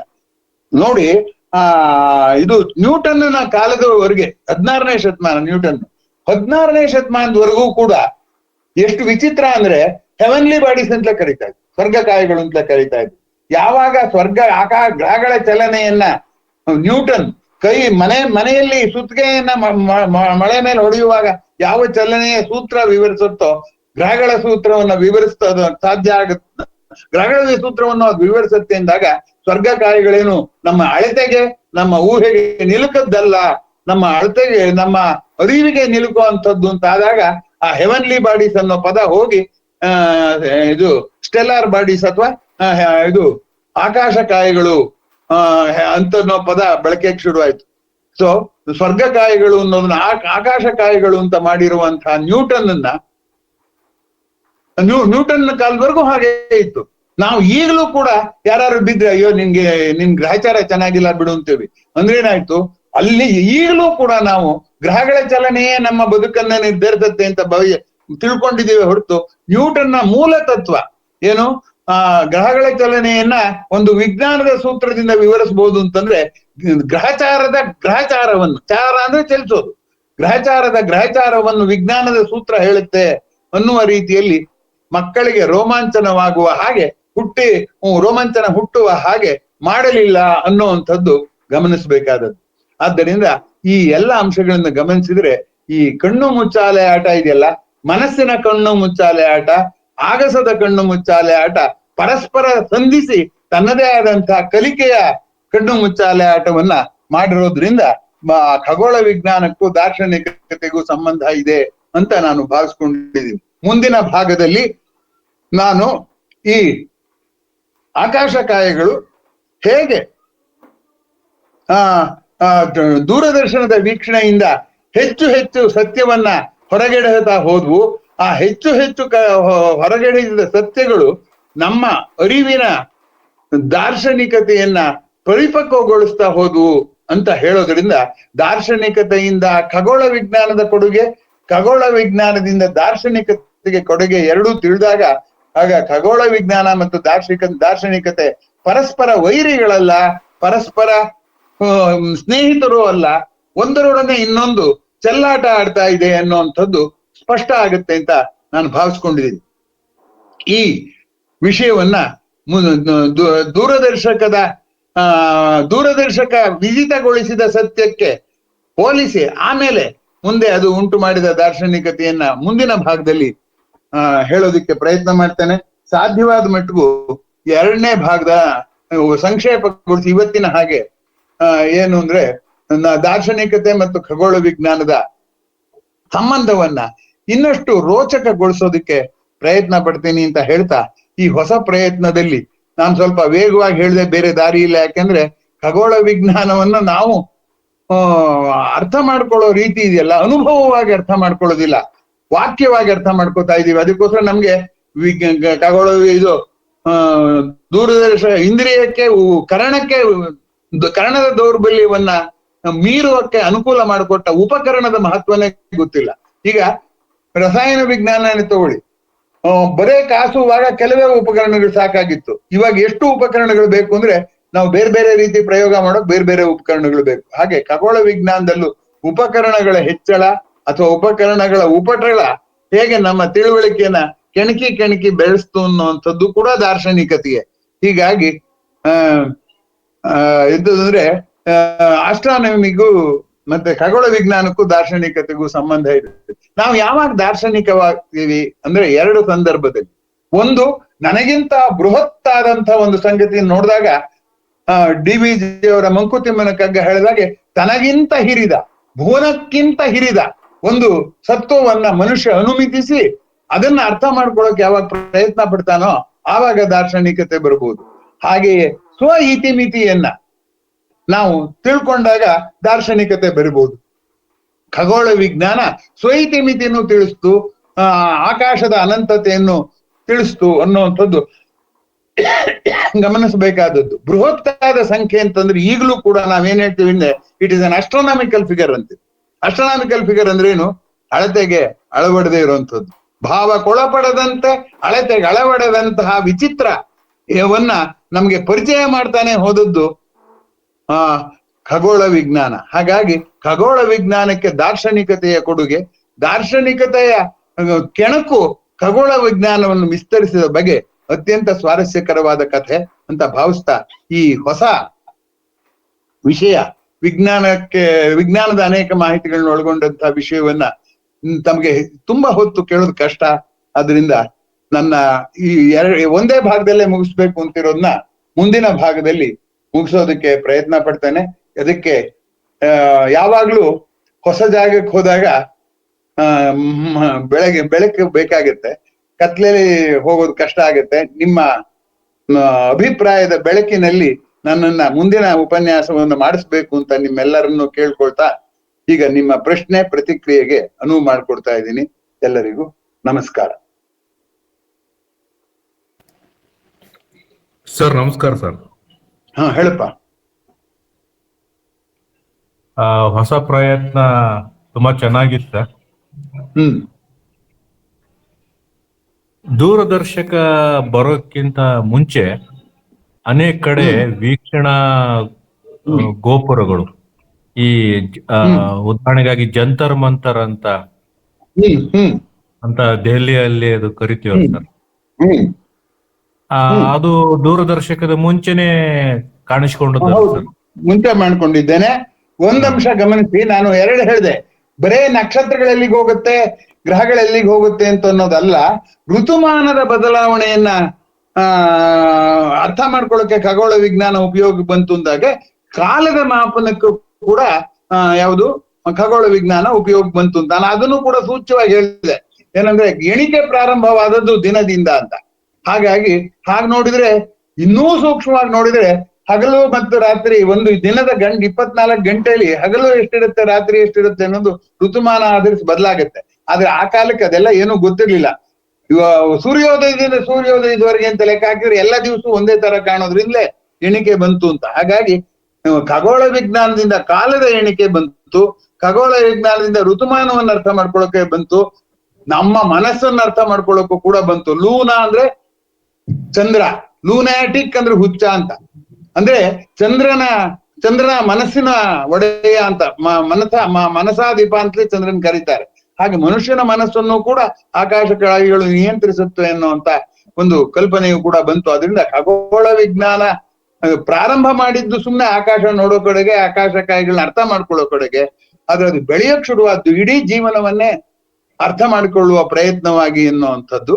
ಅದನ್ನ ಇವತ್ತಿನ ಚರ್ಚೆಯಲ್ಲಿ ಬಂದಿದೆ. ನಾಳೆ ಉಪಕರಣಗಳು ಬಂದಾಗ ಏನಾಯ್ತು ಅನ್ನುವಂಥದ್ದು ಮುಂದಿನ ಭಾಗದಲ್ಲಿ ನೋಡೋಣ. ಸರಿ ಸರ್. ಮುಂದಿನ ಪ್ರತಿಕ್ರಿಯೆ.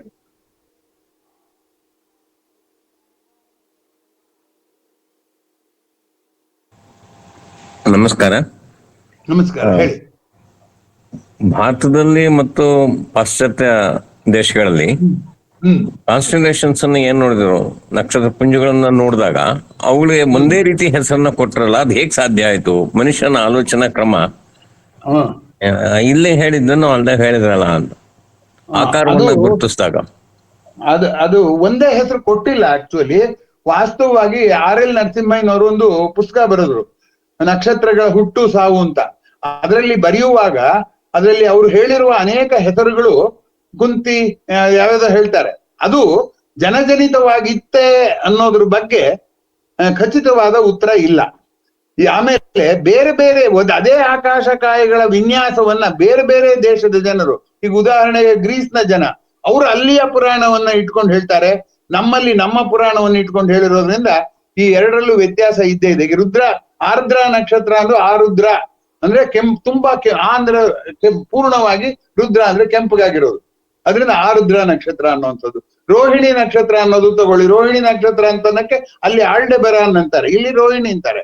ರೋಹಿಣಿ ನಕ್ಷತ್ರ ಸ್ವಲ್ಪ ಕೆಂಪಗೆ ಕಾಣುತ್ತೆ, ಆ ಕೆಂಪಗೆ ಕಾಣ್ತಾ ಇರೋದ್ರಿಂದ ಅದು ಕೂಡ ರೆಡ್ ಜೈಂಟೇನೆ, ಸ್ವಲ್ಪ ಗುಲಾಬಿ ಬಣ್ಣಕ್ಕೆ ಕಾಣುತ್ತೆ, ತುಂಬಾ ಆಕರ್ಷಕವಾಗಿ ಕಾಣುತ್ತೆ. ಅದಕ್ಕೊಂದು ಪುರಾಣ ಹೇಳಿದ್ರು, ಏನಂದ್ರೆ 27 ನಕ್ಷತ್ರಗಳನ್ನು ಕೊಟ್ಟು ಮದುವೆ ಮಾಡ್ದ ಚಂದ್ರನಿಗೆ. ಚಂದ್ರ ತನ್ನ ರೋಹಿಣಿಯ ಮೇಲೆ ಅತಿಯಾದ ಪ್ರೀತಿ ತೋರಿಸಿದ್ರಿಂದ ಎಲ್ಲ ಬೇರೆ ಹೆಣ್ಮಕ್ಳಿಗೆ ಅನ್ಯಾಯ ಮಾಡಿದೆ ಅಂತ ಅವನಿಗೆ ಶಾಪ ಕೊಟ್ಟ ಚಂದ್ರನಿಗೆ ಅನ್ನುವಂಥ ಮಾತು ಬರುತ್ತೆ. ಹೀಗೆ ನಾವು ಪುರಾಣಗಳನ್ನ ಅಸೋಸಿಯೇಟ್ ಮಾಡಿ ಹೇಳಿರೋದಾಗ್ಲಿ, ಹೆಸರುಗಳು ಒಂದೇ ಇಲ್ಲ, ಕೆಲವು ಒಂದೇ ಇರಬಹುದು ಅಕಸ್ಮಾತ್ ಅಷ್ಟೇ. ಈಗ ಒಂದೇ ಇರುವಂಥದ್ದು, ಈಗ ಸಪ್ತರ್ಷಿ ಮಂಡಲ ಅನ್ನೋದೇ ತಗೊಳ್ಳೋಣ, ಅಲ್ಲಿ ಇಂಗ್ಲಿಷ್ ನಲ್ಲಿ ಗ್ರೇಟ್ ಬೇರ್ ಅಂತಾರೆ. ವಿನ್ಯಾಸಕ್ಕಾಗ್ಲಿ ನಕ್ಷತ್ರಗಳಿಗಾಗ್ಲಿ ಒಂದೇ ಹೆಸರಿದೆ ಅಂತ ಕೆಲವು ಹೆಸರುಗಳನ್ನ ಅಕಸ್ಮಾತ್ ಅನುವಾದ ಮಾಡಿರ್ಬೋದು, ಯಾವ್ದು ಸಿಕ್ಕದೆ ಇರುವಾಗ ಅನುವಾದ ಮಾಡಿರ್ಬೋದು. ಕೃತ್ತಿಕಾ ನಕ್ಷತ್ರ ಅಂದ್ರೆ ಕಾರ್ತಿಕೇಯ ಅನ್ನೋದ್ರಿಂದ ಬಂದಿದ್ದು, ಅಲ್ಲಿ 6 ನಕ್ಷತ್ರ ಇದೆ ಅಂತ. ಈಗ ನೋಡಿದ್ರೆ ಅಲ್ಲಿ 1000 ನಕ್ಷತ್ರ ಇದೆ, ಅದರಿಂದ ಕೃತ್ತಿಕಾ ನಕ್ಷತ್ರ ಅನ್ನೋ ಹೆಸರೇ ಈಗ ಮೀನಿಂಗ್ಲೆಸ್ ಆಗುತ್ತೆ. ಈ ಆಕಾಶ ಕಾಯಿಗಳ ಹೆಸರುಗಳದ್ದೇ ಒಂದು ದೊಡ್ಡ ಪುರಾಣ, ಆಕಾಶ ಪುರಾಣ ಅಂತ. ಅದನ್ನ ನಾನು ಇವತ್ತು ಪ್ರಜ್ಞಾಪೂರ್ವಕವಾಗಿ ಅವಾಯ್ಡ್ ಮಾಡಿದ್ದೆ. ನೀವು ಪ್ರಶ್ನೆ ಕೇಳಿದ್ರಿಂದ ಹೇಳಿದೆ. ತುಂಬಾ ಆಶ್ಚರ್ಯ ಧನ್ಯವಾದಗಳು. ಹೆಸರಿನಲ್ಲಿ. ಸರ್ ನಮಸ್ತೆ ಸರ್. ಹೇಳಿ ಶರಣಪ್ಪ, ಹೇಳಿ. ಈಗ ಈ ನಕ್ಷತ್ರ ಪುಂಜಗಳ ಬಗ್ಗೆ ನಮ್ಮ ಏನು ಪುರಾಣಗಳಲ್ಲಿ ಬರುತ್ತೆ, ಈಗ ಕಾಳೇಶ್ವರ ಸರ್ ಹೇಳಿದಾಗ ಈ ಕುಂತಿ ಅಂದ್ರೆ ಕೆಶೋಪಿಯ ಅಂತಂದ್ ಹೇಳ್ತೀವಿ. ಅದ್ರ ಪಕ್ಕದಲ್ಲಿ ಅರ್ಜುನ ಪರ್ಷಿಯಸ್ ಇದೆ, ಅರ್ಜುನ ಪಕ್ಕದಲ್ಲಿ ಸುಯೋಧನ ಇದೆ ಕೆಳಗಡೆ, ಸುಯೋಧನನ ಕೆಳಗಡೆ ಕಿರೀಟ ಇದೆ. ಅಲ್ಲಿ ಅವನು ಯುದ್ಧ ಮಾಡುವಂತ ಸಂದರ್ಭದಲ್ಲಿ ಸುಯೋಧನನ ಕಿರೀಟ ಕೆಳಗಡೆ ಬಿತ್ತು ಅಂತೇಳಿ ಈ ತರ ಪುರಾಣ ಕಥೆಗಳು ಬರ್ತವೆ ಸರ್. ಒಂದಕ್ಕೊಂದು ಲಿಂಕ್ ಕೊಟ್ಟಿದ್ದಾರೆ. ಆಮೇಲೆ ಇನ್ನೂ ಒಂದು, ಚಂದ್ರನಿಗೆ 27 ಮಳೆ ಮಳೆ ನಕ್ಷತ್ರಗಳಿದಾವಲ್ಲ, ಅವು 27 ಜನ ಮದುವೆ ಆದ್ರು ಅಂತ. ಆದ್ರೆ ಸೈಂಟಿಫಿಕಲಿ ನಮ್ಮ ಜೊಡಾಕಲ್ ಬೆಲ್ಟ್ 18 ಡಿಗ್ರಿ ಆಂಗಲ್, 18 ಡಿಗ್ರಿ ವ್ಯಾಪ್ತಿಯಲ್ಲಿ 18 ವರ್ಷಕ್ಕೊಮ್ಮೆ 4 ವರ್ಷಗಳ ಕಾಲ ಏನು ಆಲ್ಡಬೆರಾನ್ ಇದೆಯಲ್ಲ, ಅದು ಚಂದ್ರನ ಸಮೀಪಕ್ಕೆ ಬರುತ್ತೆ sir. Because of 5 degree angle ಅಲ್ಲಿ ಇರ್ತಾವ ಅವೆರಡು. ಸೊ ಈ ಕಾರಣದಿಂದ ಚಂದ್ರ ಯಾವಾಗ್ಲೂ ರೋಹಿಣಿ ಹತ್ರನೇ ಹೆಚ್ಚು ಕಾಲ ಇರ್ತಾನೆ ಎಂಬುದಕ್ಕೆ ವೈಜ್ಞಾನಿಕವಾಗಿ ಈ ಕತೆ ಸೂಕ್ತವಾಗಿದೆ ಸರ್. ಇದು 6 ಡಿಗ್ರಿ ಆಂಗಲ್. ಶರಣಪ್ಪ ಅವ್ರ ಒಂದ್ ನಿಮಿಷ, ಸೂಕ್ತವಾಗಿದೆ ಅಂತ ನೀವು ಹೇಳಿದ್ರಲ್ಲ, ಕಥೆ ಬಂದಾಗ ಈ ಅಂಶ ಗೊತ್ತಿರ್ಲಿಲ್ಲ. ಡಿಗ್ರಿ ಅದೆಲ್ಲ ಯಾವ ಉಪಕರಣವೂ ಇಲ್ಲ, ಬರೀ ಕಣ್ಣಲ್ಲೇ ನೋಡಿರೋದು. ಆದ್ರಿಂದ ಅಕಸ್ಮಾತ್ ಅದು ವಿಜ್ಞಾನದಲ್ಲಿ ವಿವರಣೆ ಸಿಕ್ತರೆ ಅದು ವೈಜ್ಞಾನಿಕ ಆಗ್ಬಿಡೋದಿಲ್ಲ. ಅವರು ಬರೆದೋರು ಕಲ್ಪನೆ ಮಾಡ್ಕೊಂಡಿದ್ದನ್ನ ವೈಜ್ಞಾನಿಕ ಅಕಸ್ಮಾತ್ ಆದ್ರೆ ಅದು ಆಶ್ಚರ್ಯ ಆಗ್ಬೇಕೆ ಹೊರತು ಅವಾಗ್ಲೇ ಇದೆಲ್ಲ ತಿಳಿದಿತ್ತು ಅಂತ ಹೇಳೋಕ್ ಬರೋದಿಲ್ಲ. ಅದಕ್ಕೆ ನಾನು ಸ್ಪಷ್ಟವಾಗಿ ಕಣ್ಣಿನಿಂದ ನೋಡಿ ತೀರ್ಮಾನ ಮಾಡಿದ್ದು, ಆಮೇಲೆ ವಿಜ್ಞಾನದಿಂದ ಅದಕ್ಕೆ ಸಮರ್ಥನೆ ಸಿಕ್ಕಿದ್ದು, ಎರಡೂ ಬೇರೆ ಮಾಡಿ ಹೇಳದೆ ಇರೋದ್ರಿಂದ ಏನಾಗುತ್ತಪ್ಪ ಅಂದ್ರೆ, ನಮ್ಮ ಖಗೋಳ ವಿಜ್ಞಾನ ಟೆಲಿಸ್ಕೋಪ್ ಬರೋಕ್ ಮುಂಚೆ ಏನೇನಾಗಿತ್ತು ಅನ್ನೋದ್ರ ಬಗ್ಗೆ, ಟೆಲಿಸ್ಕೋಪ್ ಬಂದ್ಮೇಲೆ ಏನಾಯ್ತು ಅನ್ನೋದ್ರ ಬಗ್ಗೆ ಎರಡು ಬೆರೆಸಿ ನಾವು ಪಾಠ ಹೇಳ್ತಿದೀವಿ ಅನ್ನೋದೇ ನನ್ನ ಇವತ್ತಿನ ಉಪನ್ಯಾಸದ ವಿಶೇಷ. ಏನಂದ್ರೆ ಹೀಗ್ ಬೆರೆಸ್ಬಿಟ್ರೆ ನಮ್ಗೆ ಯಾವುದೂ ಗೊತ್ತಾಗೋದಿಲ್ಲ. ಹಾಗಾಗಿ ಅವೆರಡನ್ನು ಪ್ರತ್ಯೇಕಿಸಿ ಹೇಳುವ ಅಗತ್ಯ ಇದೆ ಅಂತ ನಾನು ಅನ್ಕೊಂಡೆ. ಆದ್ರೆ ಒಂದು ಪುರಾಣದ ಕಥೆಯನ್ನ ಆಧರಿಸಿದ್ದಾದ್ರು ಯಾಕೆ ಅಂದ್ರೆ ತಾವು ಕಂಡದ್ದನ್ನ ಕೋನ ಅಳಿಯಕ್ಕೆ ಅವ್ರಿಗೆ ಹತ್ರ ಏನು ಉಪಕರಣ ಇಲ್ಲ.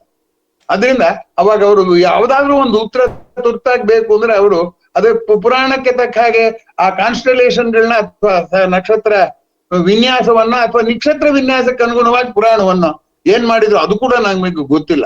ಆದ್ರೆ ಪ್ರಶ್ನೆ ಏನಪ್ಪಾ ಅಂದ್ರೆ, ಮುಂಚೆ ಖಗೋಳ ವಿಜ್ಞಾನ ನಾವು ಭೌತ ವಿಜ್ಞಾನದಷ್ಟು ಖಚಿತವಾದಂತಹ ಉತ್ತರಗಳನ್ನ ಇವತ್ತಿಗೂ ಕೊಡೋದು ಕಷ್ಟ.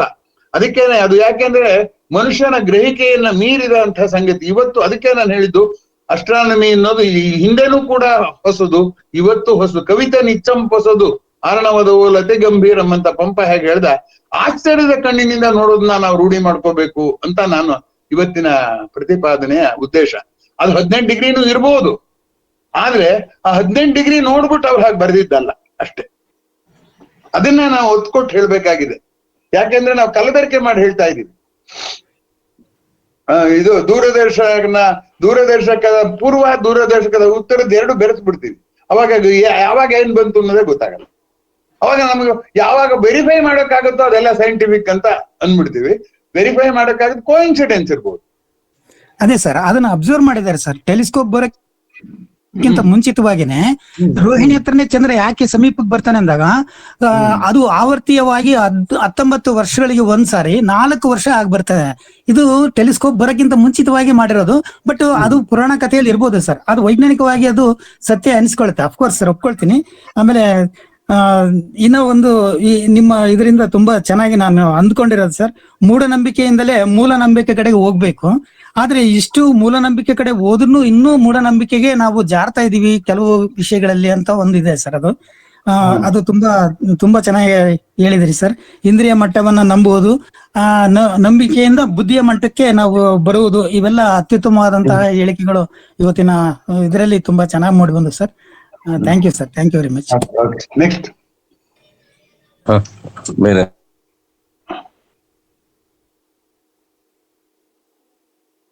ಮುಂದಿನ ವಾರದಲ್ಲಿ ಇದು ಹೇಗೆ ಮನುಷ್ಯನ ನಂಬಿಕೆ ಕಲ್ಪನೆ ಆಧಾರದನ್ನ ಮಾಹಿತಿ ಮತ್ತು ಅಂಕಿಅಂಶ ಉಪಕರಣಗಳ ಬೆಂಬಲ ಹೇಗೆ ಅದನ್ನ ಬದಲಾಯಿಸ್ತಾ ಬಂತು ಅನ್ನೋದ್ರ ಕಡೆಗೆ ಒತ್ತು ಕೊಡ್ಬೇಕಂತ ಅನ್ಕೊಂಡಿದ್ದೀನಿ.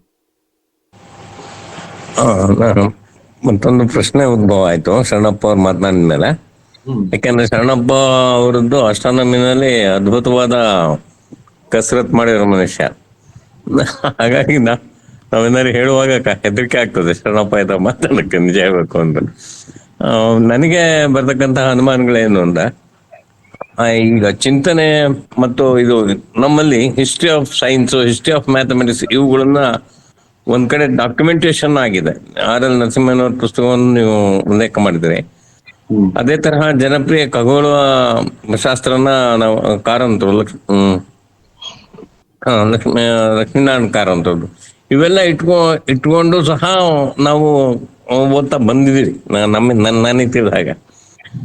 ಆದ್ರೆ ನನಗೆ ಪುನಃ ಕಾಡುವ ಪ್ರಶ್ನೆ ಏನು ಅಂದ್ರೆ, ಬರಿಗಣ್ಣಿನಿಂದ ನೋಡಿ ತೀರ್ಮಾನ ತೆಗೆದುಕೊಳ್ತಕ್ಕಂತಹ ಆ ಒಂದು ತಾಕತ್ತು ನಾವು ಇವತ್ತು ಇಂದ್ರಿಯ ಅನುಭವಗಳನ್ನ ಮೀರಿ ಉಪಕರಣಗಳನ್ನು ಬಳಸಿ ಸಾಧಿಸುವಾಗ ಎಷ್ಟರ ಮಟ್ಟಿಗೆ ನಮ್ಮ ಆಲೋಚನೆ ಅಥವಾ ಚಿಂತನೆ ಬೆಳೆಯೋದಕ್ಕೆ ಅವಕಾಶ ಆಯ್ತು, ಅದನ್ನ ನಾವು ಹೇಳ್ಕೊಡೋದ್ರಲ್ಲಿ ವಿಫಲರಾಗಿದ್ದೇವಾ ಅನ್ನೋ ಅಂಶ ಕಾಡ್ತದೆ.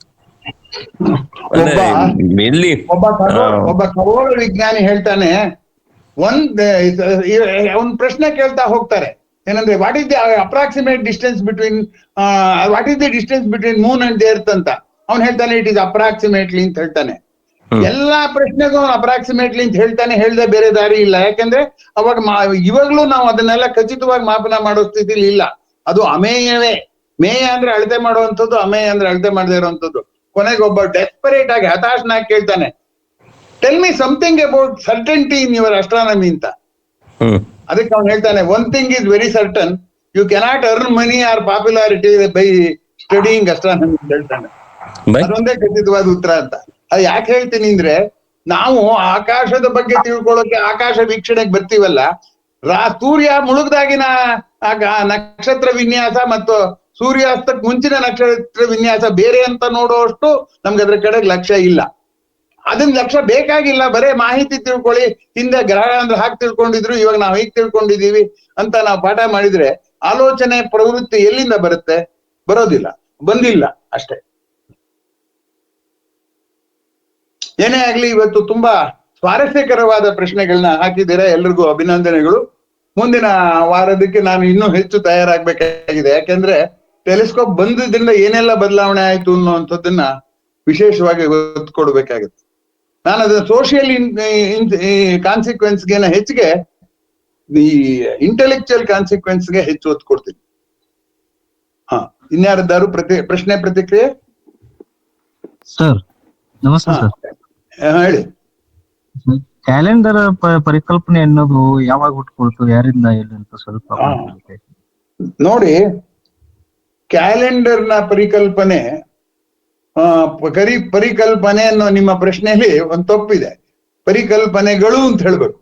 ಯಾಕೆ ಅಂದ್ರೆ ಒಂದೊಂದು ಪ್ರದೇಶದಲ್ಲೂ ಪ್ರಪಂಚದ ಅನೇಕ ಕಡೆ ಖಗೋಳ ವಿಜ್ಞಾನ ಬೇರೆ ಬೇರೆ ಪುರಾಣಗಳಿಗೆ ಹೇಗೆ ಜೋಡಿಸ್ಕೊಂತೋ ಹಾಗೆ ಇತಿಹಾಸಗಳಿಗೆ ಜೋಡಿಸಿಕೊಂಡು, ಈಗ ಶಾಲಿವಾಹನ ಶಕ ಅನ್ನೋದು ಅಥವಾ ಇದು ಆಗಸ್ಟ್ ಅನ್ನೋದು, ಆಗಸ್ಟಸ್ ಸೀಸರ್ ಅನ್ನೋದು ಎಲ್ಲವನ್ನು ಗಮನಿಸಿದ್ರೆ ನೀವು ಪ್ರಾದೇಶಿಕವಾಗಿ ಆ ಇದು ದಿನದರ್ಶಿಕೆಯನ್ನ, ಕ್ಯಾಲೆಂಡರ್ನ ಮತ್ತು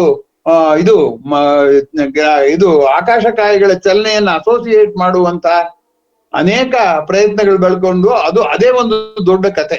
ಈಗ ಉದಾಹರಣೆಗೆ ನಮ್ಮಲ್ಲಿ ಅಧಿಕ ಮಾಸ ಮತ್ತೆ ಊನು ಮಾಸ ಅಂತ ಬರುತ್ತೆ. ಆದ್ರೆ ಪಾಶ್ಚಿಮಾತ್ಯ ಕ್ಯಾಲೆಂಡರ್ಗಳಲ್ಲಿ ಅದು ಬರೋದಿಲ್ಲ. ಲೀಪ್ ಇಯರ್ ನಲ್ಲಿ ಅಷ್ಟರಲ್ಲೇ ಹೊಂದಾಣಿಕೆ ಮಾಡುವಂತ ಪ್ರಯತ್ನ ಮಾಡಿದ್ದಾರೆ. ಹಾಗಾಗಿ ಆ ದಿನದರ್ಶಿ ಇಲ್ಲಿ ನಾನು ಹೇಳಕ್ ಹೊರಟಿರೋದು ಏನಪ್ಪಾ ಅಂತಂದ್ರೆ, ಶಬ್ದಗಳು ಅನುಭವವಾಗಿ ಅಂತ ಮಾಡಿದಾಗ ಆಗ ಪ್ರಶ್ನೆಗಳು ಈ ತರ ಹೇಳಕ್ ಶುರುವಾಗುತ್ತೆ. ಹಾಗಾಗಿ ಕ್ಯಾಲೆಂಡರ್ ಆದ್ರೆ ಹೋಗ್ಲಿ, ಎಲ್ಲ ಬೇರೆನೇ ಇದೆಯೋ ಅದೂ ಇಲ್ಲ. ಈ ವಾರವನ್ನ 7 ದಿನಗಳಾಗೆ 2 ಕಡೆನೂ ಭಾಗ ಮಾಡಿದ್ದಾರೆ. ಆದ್ರೆ ದಿನವನ್ನ 24 ಗಂಟೆ ನಿಮಿಷ ಸೆಕೆಂಡ್ ಅಂತ ಗಡಿಯಾರದಲ್ಲಿ ಭಾಗ ಮಾಡಿರೋದು ಜಾಗತಿಕವಾಗಿದೆ. ಆದ್ರೆ ಭಾರತೀಯವಾಗಿ ಈ ಒಂದು ದಿನವನ್ನ 24 ಭಾಗ ಮಾಡೋದಿಲ್ಲ, 60 ಭಾಗ ಮಾಡಿ ಗಳಿಗೆ ಅಂತ ಕರೀತಾರೆ. ಆ ಒಂದೊಂದು ಗಳಿಗೆನ 60 ಭಾಗ ಮಾಡಿ ವಿಗಳಿಗೆ ಅಂತ ಕರೀತಾರೆ. ಅದರಿಂದ ಸಾರ್ವತ್ರಿಕತೆಯೂ ಇಲ್ಲ. ಅನೇಕ ಕ್ಯಾಲೆಂಡರ್ನ ಪ್ರಯತ್ನಗಳು ಆದವು ಅನ್ನುವಂಥದ್ದನ್ನ ಗಮನಿಸಬೇಕಾದ್ದು. ನೀವು ಹೆಚ್ಚಿನ ವಿವರ ಬೇಕಾದ್ರೆ ಖಗೋಳ ವಿಜ್ಞಾನದ ಇತಿಹಾಸ ಓದ್ಬೇಕು. ನಮ್ಮಲ್ಲಿ ಇತಿಹಾಸ ಓದ್ದಲೇ ಪಾಠ ಹೇಳೋದ್ರಿಂದ ಇದೆಲ್ಲ ತಾಪತ್ರಯಗಳು ಬಂದಿದೆ ಅಂತ ನನ್ನ ಭಾವನೆ. ನಾನು ಏನ್ ಇತಿಹಾಸನ ತುಂಬಾ ಕೂಲಂಕುಷವಾಗಿ ಒಂದು ಅಕ್ಷರನೂ ಬಿಡದಾಗ ಓದಿಲ್ಲ. ಆದ್ರೆ ಆ ಓದಿದಷ್ಟರಲ್ಲೇ ನಾವು ಹೇಳ್ತಿರೋ ಪಾಠದಲ್ಲಿ ಎಷ್ಟೆಲ್ಲ ತಪ್ಪರ್ಥ ಆಗುತ್ತೆ ಅನ್ನುವಂಥದ್ದು ನನ್ನ ಕಣ್ಣಿಗೆ ಕಾಣ್ತಾ ಇದೆ. Okay sir. ಮುಗಿಸೋಣ. ಇನ್ನಾರ್ದಾರ ಪ್ರಶ್ನೆ ಇದೆಯಾ? ಗಣೇಶ್ ಮುಂದಿನ ವಾರ ನಾನು ಬೆಂಗಳೂರಿನಿಂದಲೇ ಮಾಡ್ತೀನಿ. ಇವತ್ತೊಂದ್ ಸ್ವಲ್ಪ ಇರಿಸ್ಮುರ್ಸ ಆದಕ್ಕೆ ದಯವಿಟ್ಟು ಕ್ಷಮಿಸಿ. ಗಣೇಶ್ ಸರ್, ಹ ಗಣೇಶ್ ಸರ್ ಇದ್ದೀರಿ? ಗಣೇಶ್ ಇದ್ದಾರೆ. ಗಣೇಶ್ ಸರ್, ಈಗ ನೆಕ್ಸ್ಟ್ ಮುಂದಿನ ಉಪನ್ಯಾಸದ ದಿನಾಂಕ ಫಿಕ್ಸ್ ಆಗಿದೆ, ಲಿಂಕ್ ಇದೇ ಇರತ್ತಾ? ಅಂದ್ರೆ ನಾನು ಟೀಚರ್ಸ್ ಗ್ರೂಪಿಗೆ ಈ ಲಿಂಕ್ ಶೇರ್ ಮಾಡ್ಬೇಕಂತ. ಶೇರ್ ಮಾಡಿ, ಖಂಡಿತ ಲಿಂಕ್ ಇದೇ ಇರುತ್ತೆ. ಮುಂದಿನ ಗಣೇಶ್ ಅದೇ ಲಿಂಕ್ ಇದೇ ಇರುತ್ತೆ. ಲಿಂಕ್ ಅಂತೂ ಇದೇ ಇರುತ್ತೆ. ದಿನಾಂಕ ಫಿಕ್ಸ್ ಆಗಿರೋದ್ರ ಬಗ್ಗೆ ನನಗೆ ಗೊತ್ತಿಲ್ಲ. ಲಿಂಕ್ ಅಂತೂ ಇದೇ ಇರುತ್ತೆ. ದಿನಾಂಕ ಅದೇ ಇಬ್ರ ಅನುಕೂಲ ನೋಡ್ಬೇಕಲ್ಲ. ಗಣೇಶ್ ಲಭ್ಯತೆ ಮತ್ತು ನನ್ನ ಲಭ್ಯತೆ ಎರಡು ನೋಡ್ಬೇಕಾಗತ್ತೆ. ನಾನಂತೂ ಬೆಂಗಳೂರಿಗೆ ಬಂದಿರ್ತೀನಿ, ಗಣೇಶ್ ಲಭ್ಯತೆ ಗೊತ್ತಿಲ್ಲ. ಸಾಮಾನ್ಯವಾಗಿ ಮುಂದಿನ ಸೋಮವಾರನೇ ಆಗತ್ತೆ. ಇನ್ನೊಂದ್ 2-3 ದಿವಸದೊಳಗೆ ಗಣೇಶ್ ಅದೇ ಗಣೇಶ್ ಅದೇ ಮುಂದಿನ ಸೋಮವಾರನೇ ಆಗತ್ತೆ. ಲಿಂಕ್ ಇದೆ. ಮುಂದಿನ ಉಪನ್ಯಾಸ ಮುಂದಿನ ಸೋಮವಾರನೇ ಆಗ್ಬೋದು. ಇನ್ನೊಂದ್ 2-3 ದಿವಸದೊಳಗೆ ಆಗ್ತದೆ. ಸರಿ ಸರ್, ಓಕೆ. ಇನ್ಯಾರದ್ದು ಪ್ರಶ್ನೆ ಇಲ್ದಿದ್ರೆ ಮುಗಿಸ್ಬೋದು. ಸರಿ ಸರ್, ತುಂಬಾ ಚೆನ್ನಾಗಿತ್ತು. ಮತ್ತೆ ಮುಂದಿನ ವಾರ ಮುಂದಿನ ಭಾಗ ಕೇಳಲಿಕ್ಕೆ ಎಲ್ಲರೂ ಬರೋಣ. ಮತ್ತೆ ಉಳಿದರೂ ಕೂಡ ಶೇರ್ ಮಾಡಿ ಅಂತ ಹೇಳ್ತಾ, ಜೊತೆ ಇವತ್ತಿನ ಲಿಂಕ್ ಹಾಕ್ತೀನಿ, ಅದನ್ನು ಅವರಿಗೆ ಕಳಿಸಿ. ಆಮೇಲೆ ಮುಂದಿನ ವಾರ ಬರ್ಲಿಕ್ಕೆ ಅದನ್ನ ಸೂಚನೆ ಕೊಡಿ ಅಂತ ಹೇಳ್ತಾ ಇವತ್ತಿನ ಕಾರ್ಯಕ್ರಮ ಮುಗಿಸ್ತಾ ಇದ್ದೇವೆ. ಸರ್ ಅವರಿಗೆ ಹಾಗೂ ಎಲ್ಲರಿಗೂ ಕೂಡ ಧನ್ಯವಾದಗಳು. ನಮಸ್ಕಾರ.